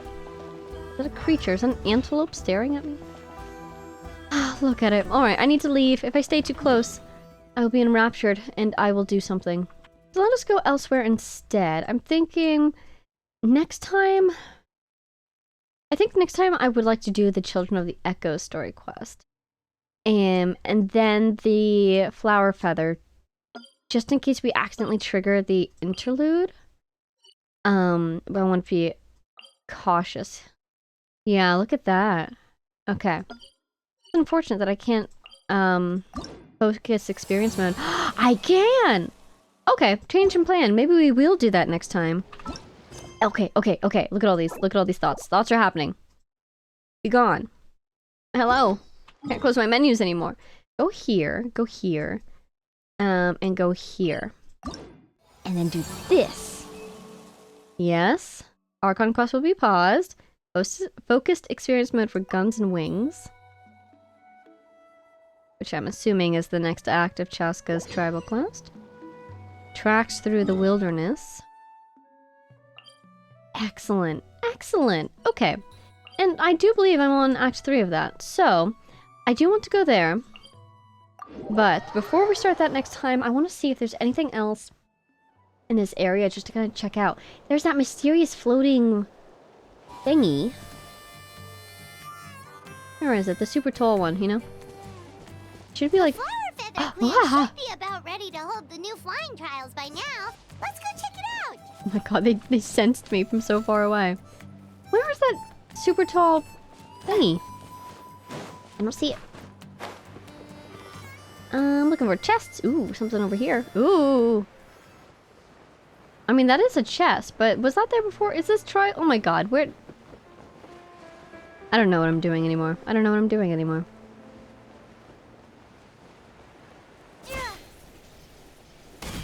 Allow me to recalculate.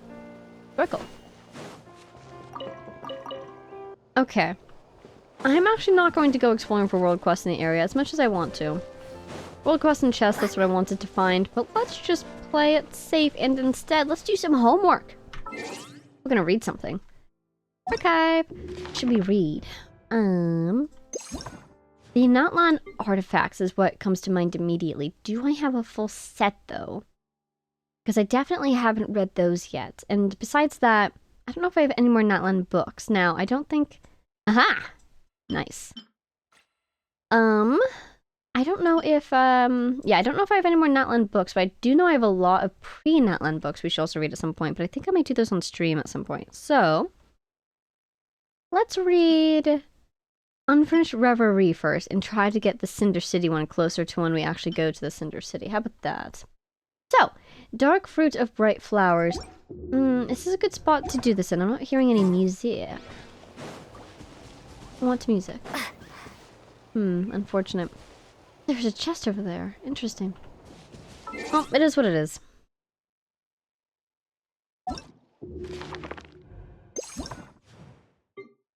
Alright. Dark Fruit of Bright Flowers. A flower carved from grey stone covered with gold foil. Legends say that during a war, it was used to differentiate friend from foe. Okay, kind of a symbol of allegiance? Oh, you know, I wonder if this was a war against the Abyss. If the Abyss was doing that thing where it mimics living creatures, and maybe those mimics were hard to distinguish, and so the humans would wear these so you could tell that they were actually human. That'd be kind of cool. It was the age when the banners of the tribes had been coated in dust, gradually losing their color.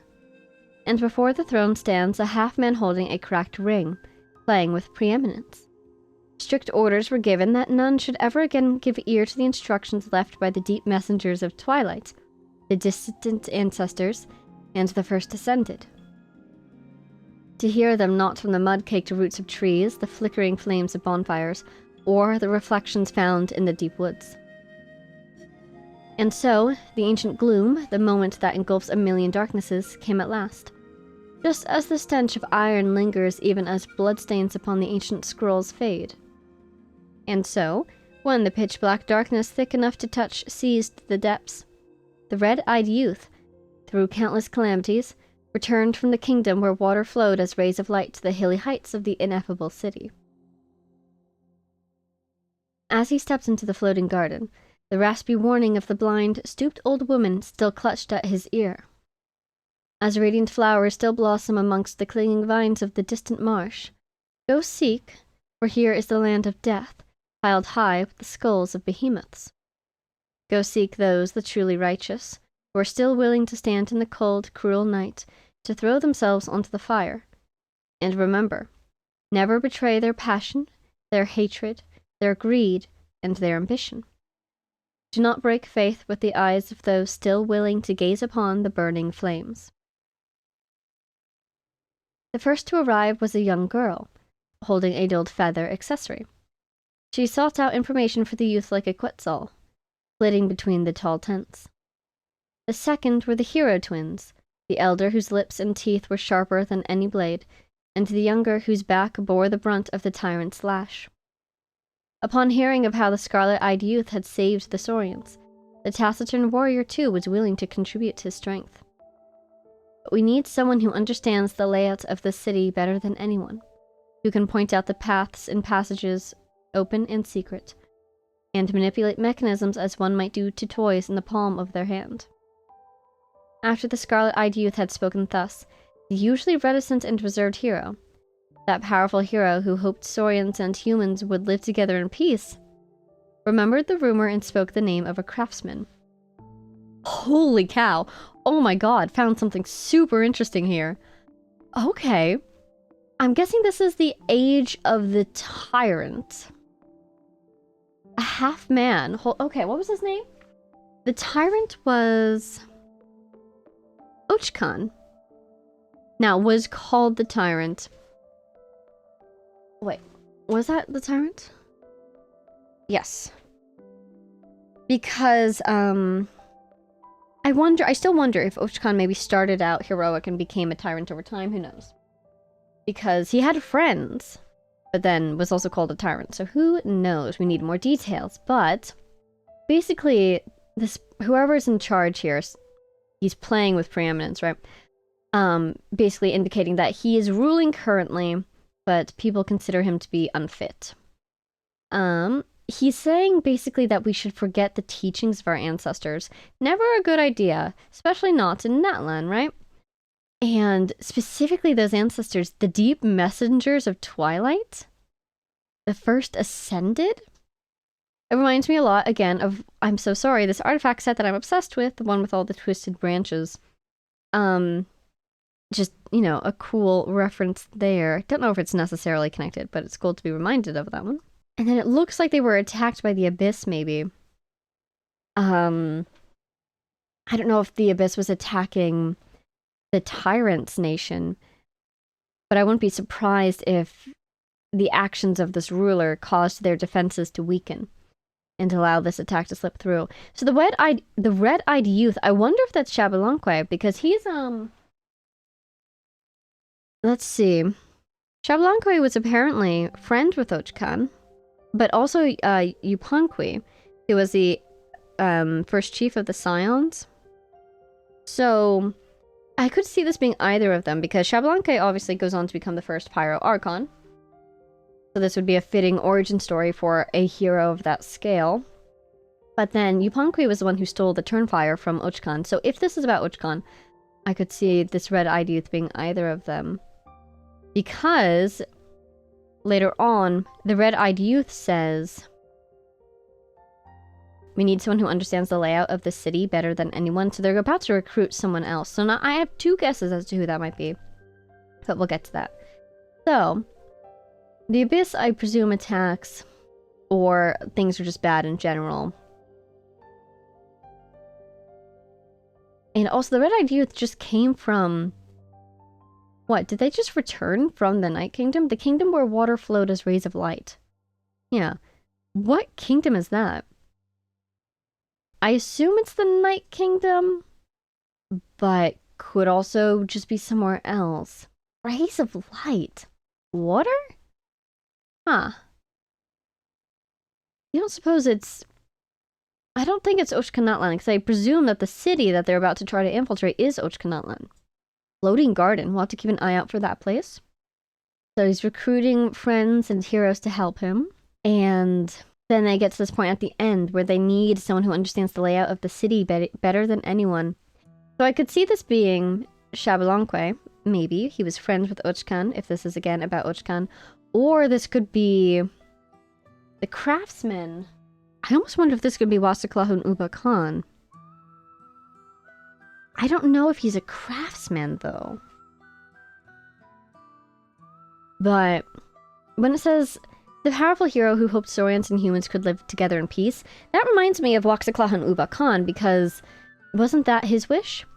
Now, I wouldn't be surprised if multiple people had that wish. But I just wonder if the powerful hero here could be Waxaklahan Uba Khan, or they could be talking about Waxaklahan Uba Khan, and then Xbalanque floating around somewhere. Lots of potential identities here. But then it also could be someone we haven't met yet at all. Alright. Faded Emerald Tail. A tail feather ornament whose luster has long faded. The patterns on it are said to have been etched by the hand of a skilled artisan from long ago. Possibly the craftsman that they recruited, eh? Back to this, though. During war, it was used to differentiate friend from foe. I wonder if this is actually maybe a symbol of resistance against this ruler. Possibly the tyrant that they're working against. If it was humans fighting humans, they might need some way to identify themselves. Alright. Faded Emerald Tail. Whosoever lays eyes upon the turquoise-adorned carvings shall have their minds and souls seized by the ingenuity of their design. Whosoever lays eyes upon the intricate golden inscriptions shall be profoundly moved by the artist's outstanding craftsmanship. The young girl obeyed the commands of the youth to whom she was deeply bonded. seeking out traces of the renowned craftsman among the rumors that flew about in the streets. Yet she found nothing amidst the palatial courtyards and the feasts of the nobility. Thoroughly vexed by this, she took out the ornamental golden feather and stared into the dim light, recalling the face of her late father.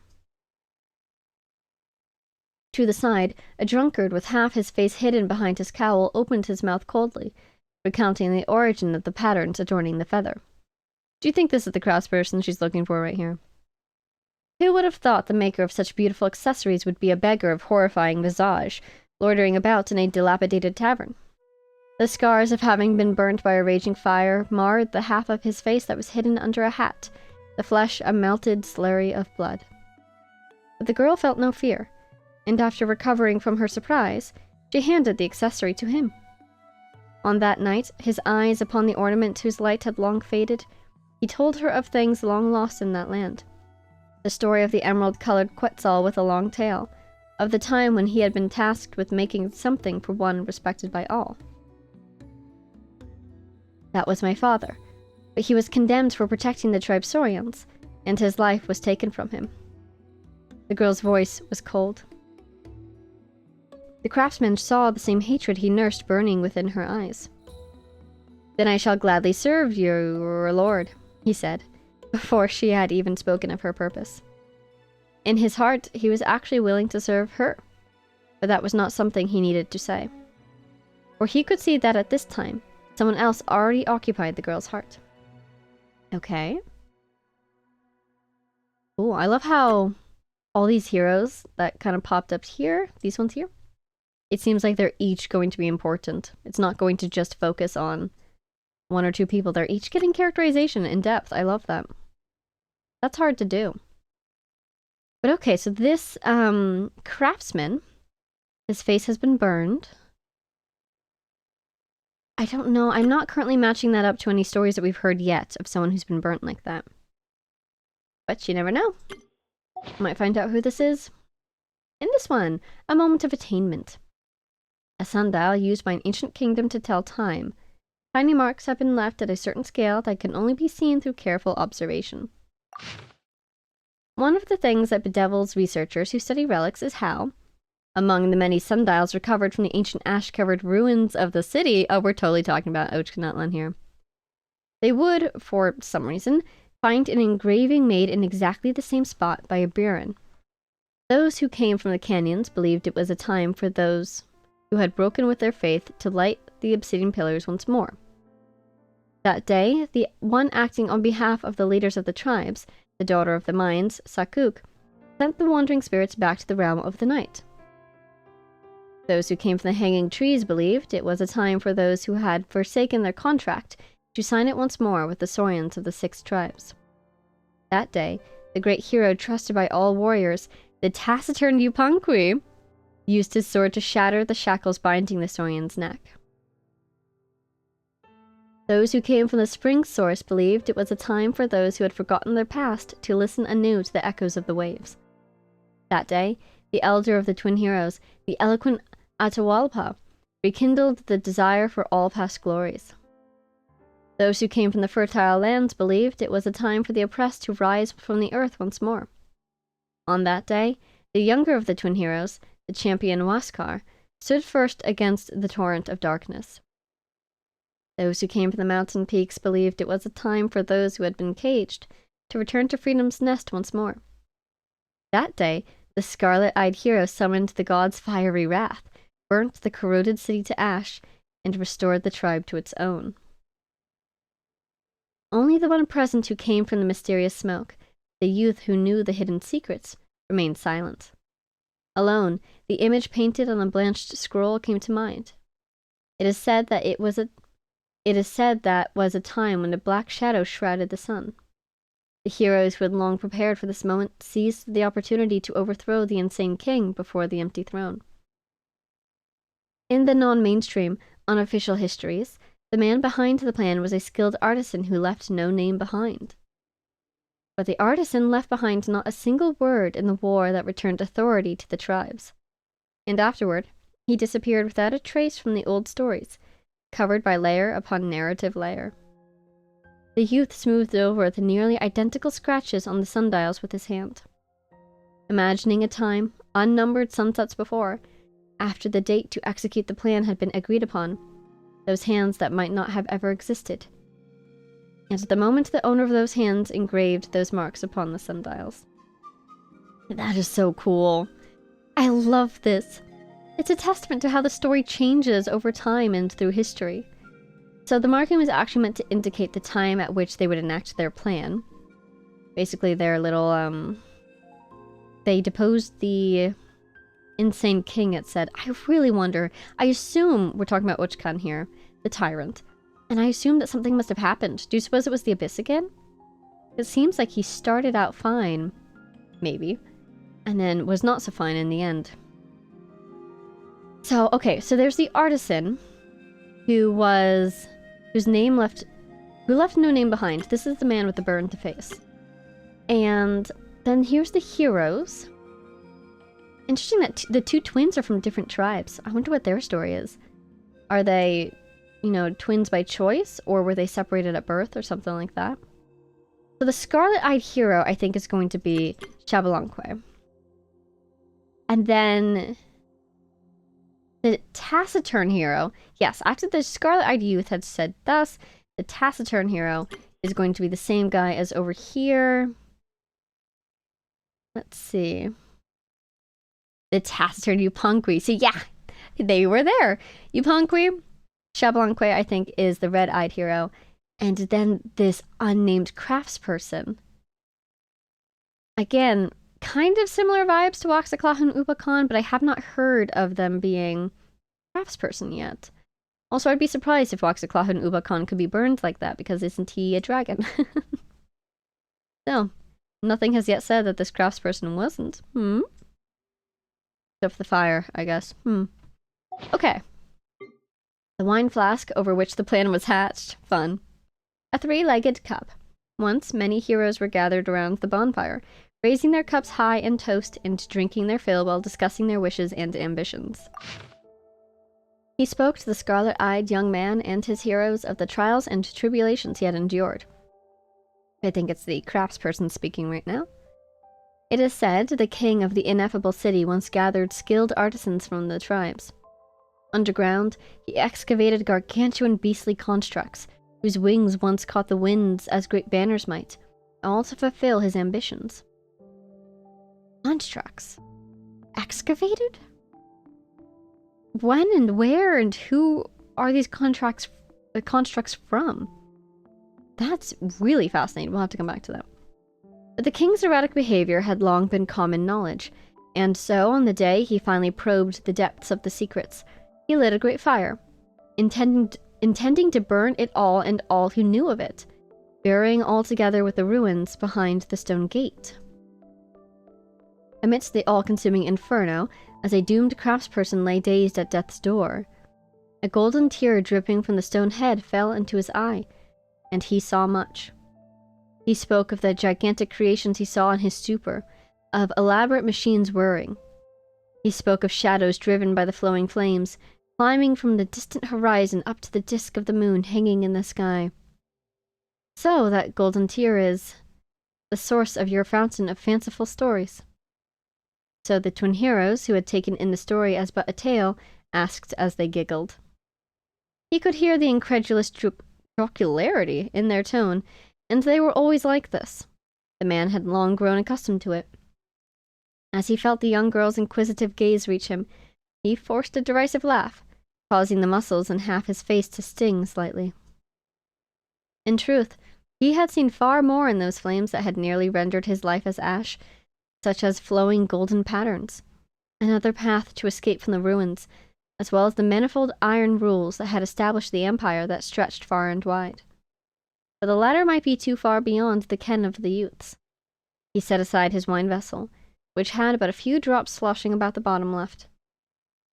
Perhaps, when the dust finally settled, and when the ancient cornerstone was restored, when all had progressed farther, he could reveal everything, and this pleased him. For at this time, his wildest fantasies already revolved around how to craft a brilliant imperial wall for the new king. Imperial Wall. I'm not liking the vibes of that. And the new king. Who do you intend to make the new king? But he does seem to be loyal to the girl, so would it be her? Okay, so the craftsman was given this knowledge from the stone head, death's door. It seems like, okay, first of all, the king of the ineffable city, guessing again Ochkanatlan.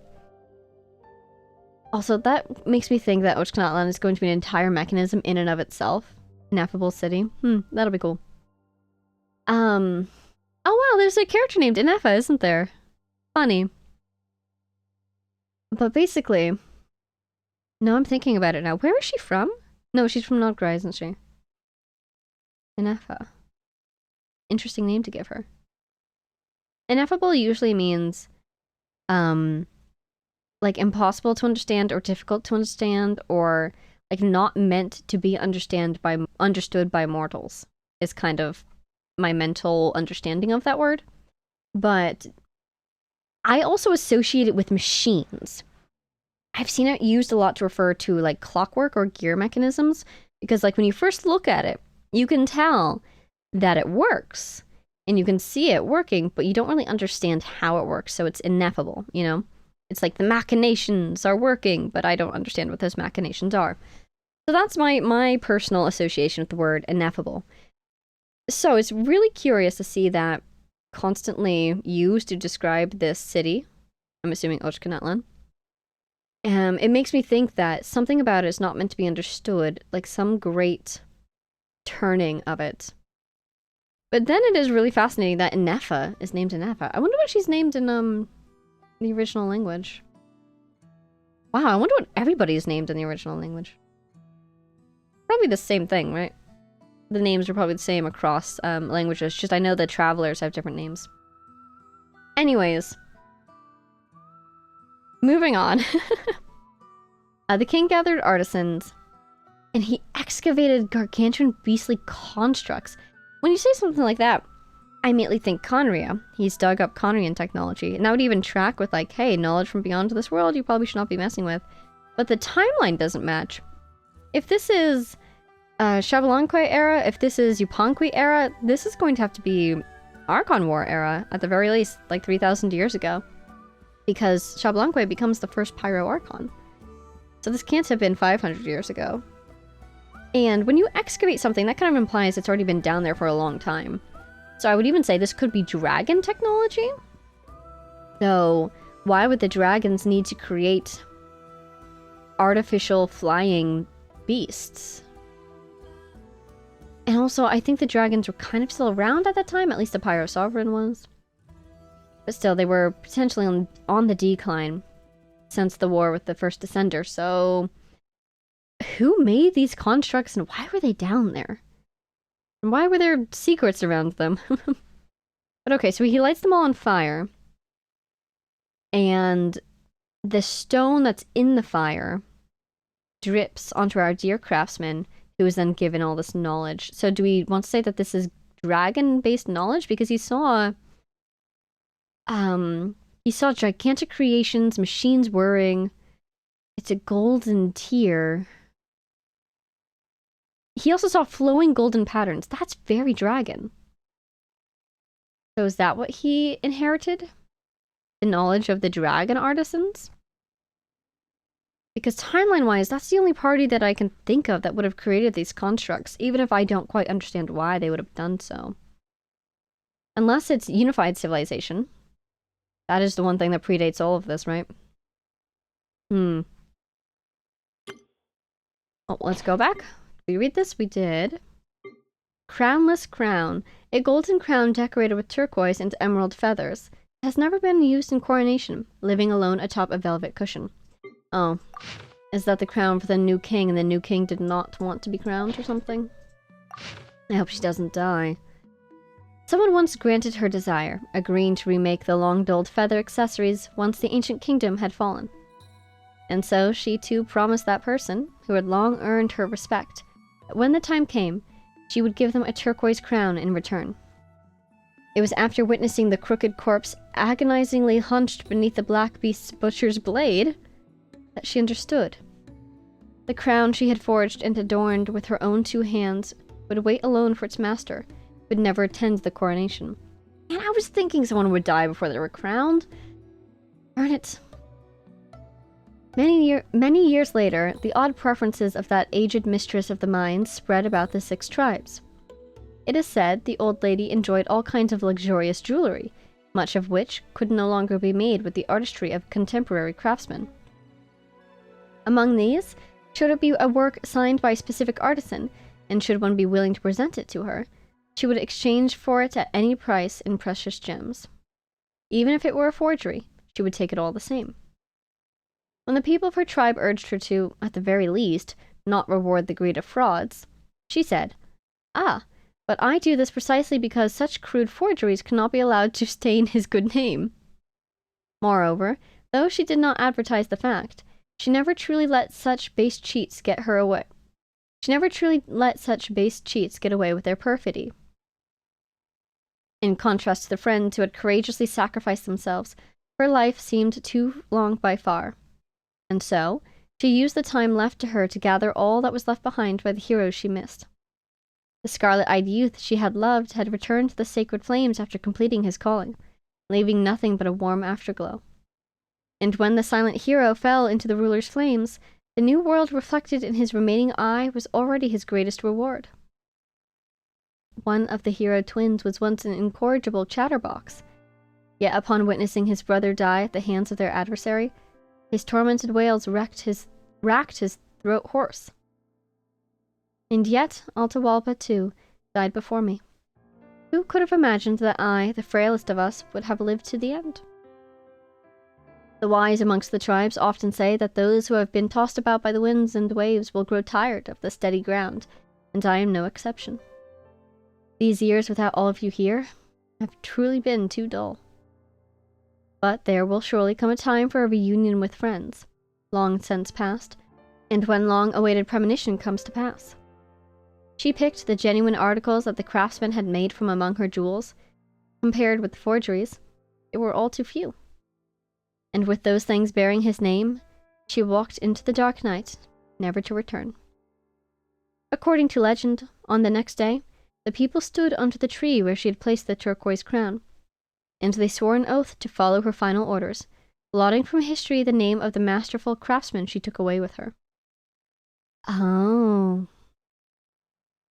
Maybe, so if she took all the genuine articles that she could find, then she knew that anything else that surfaced after her passing would be a forgery, and she didn't want those forgeries to stain his name, and that's why she wanted the name erased. That's kind of sad, though, in Natlan. Deliberately taking a name away.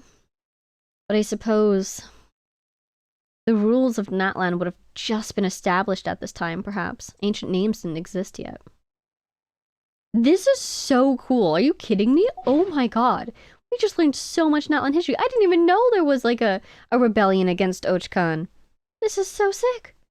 Oh yeah, one final thought though. This whole thing about the ancient gloom, the moment that engulfs a million darknesses.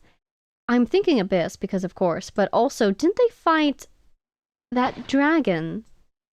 The dragon that fell into the abyss? There was a dragon. Was it the dragon with pierced pupils or wasn't it? I don't recall. What notes, what did they say? I mean, obviously, Xbalanque defeats the Pyro Sovereign at some point.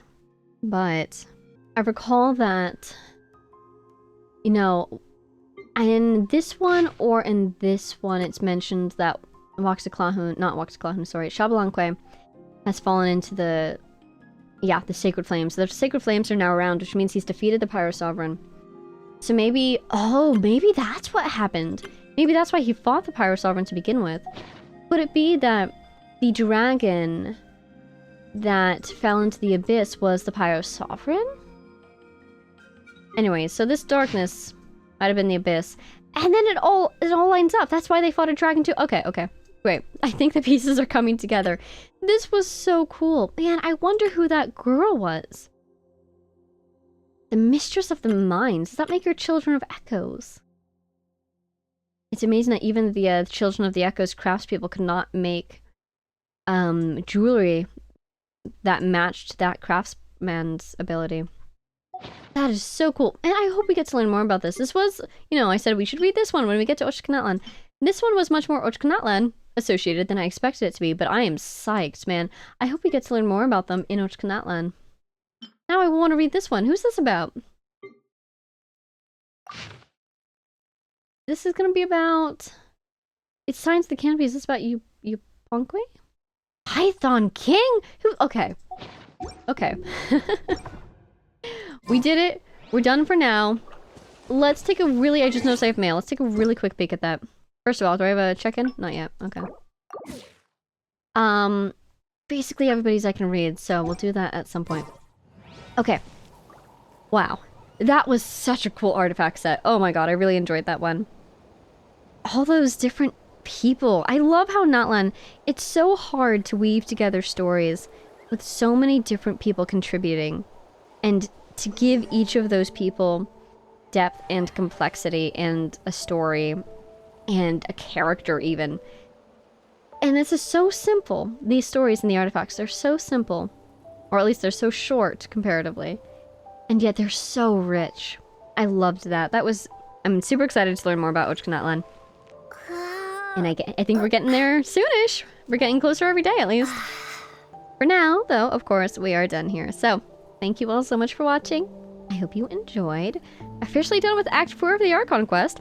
Officially, we heard Renova's voice. That was so cool. I do want to learn more about her as well. What was her penance? I'm really assuming that it's for making the rules in Natlan. So what did she have to do in return? It seems like she had to pay a price as well for interfering in the way that she did. So why did she do so in the first place? You saw that Xbalanque negotiated with her and certainly pushed for that final boon that she granted.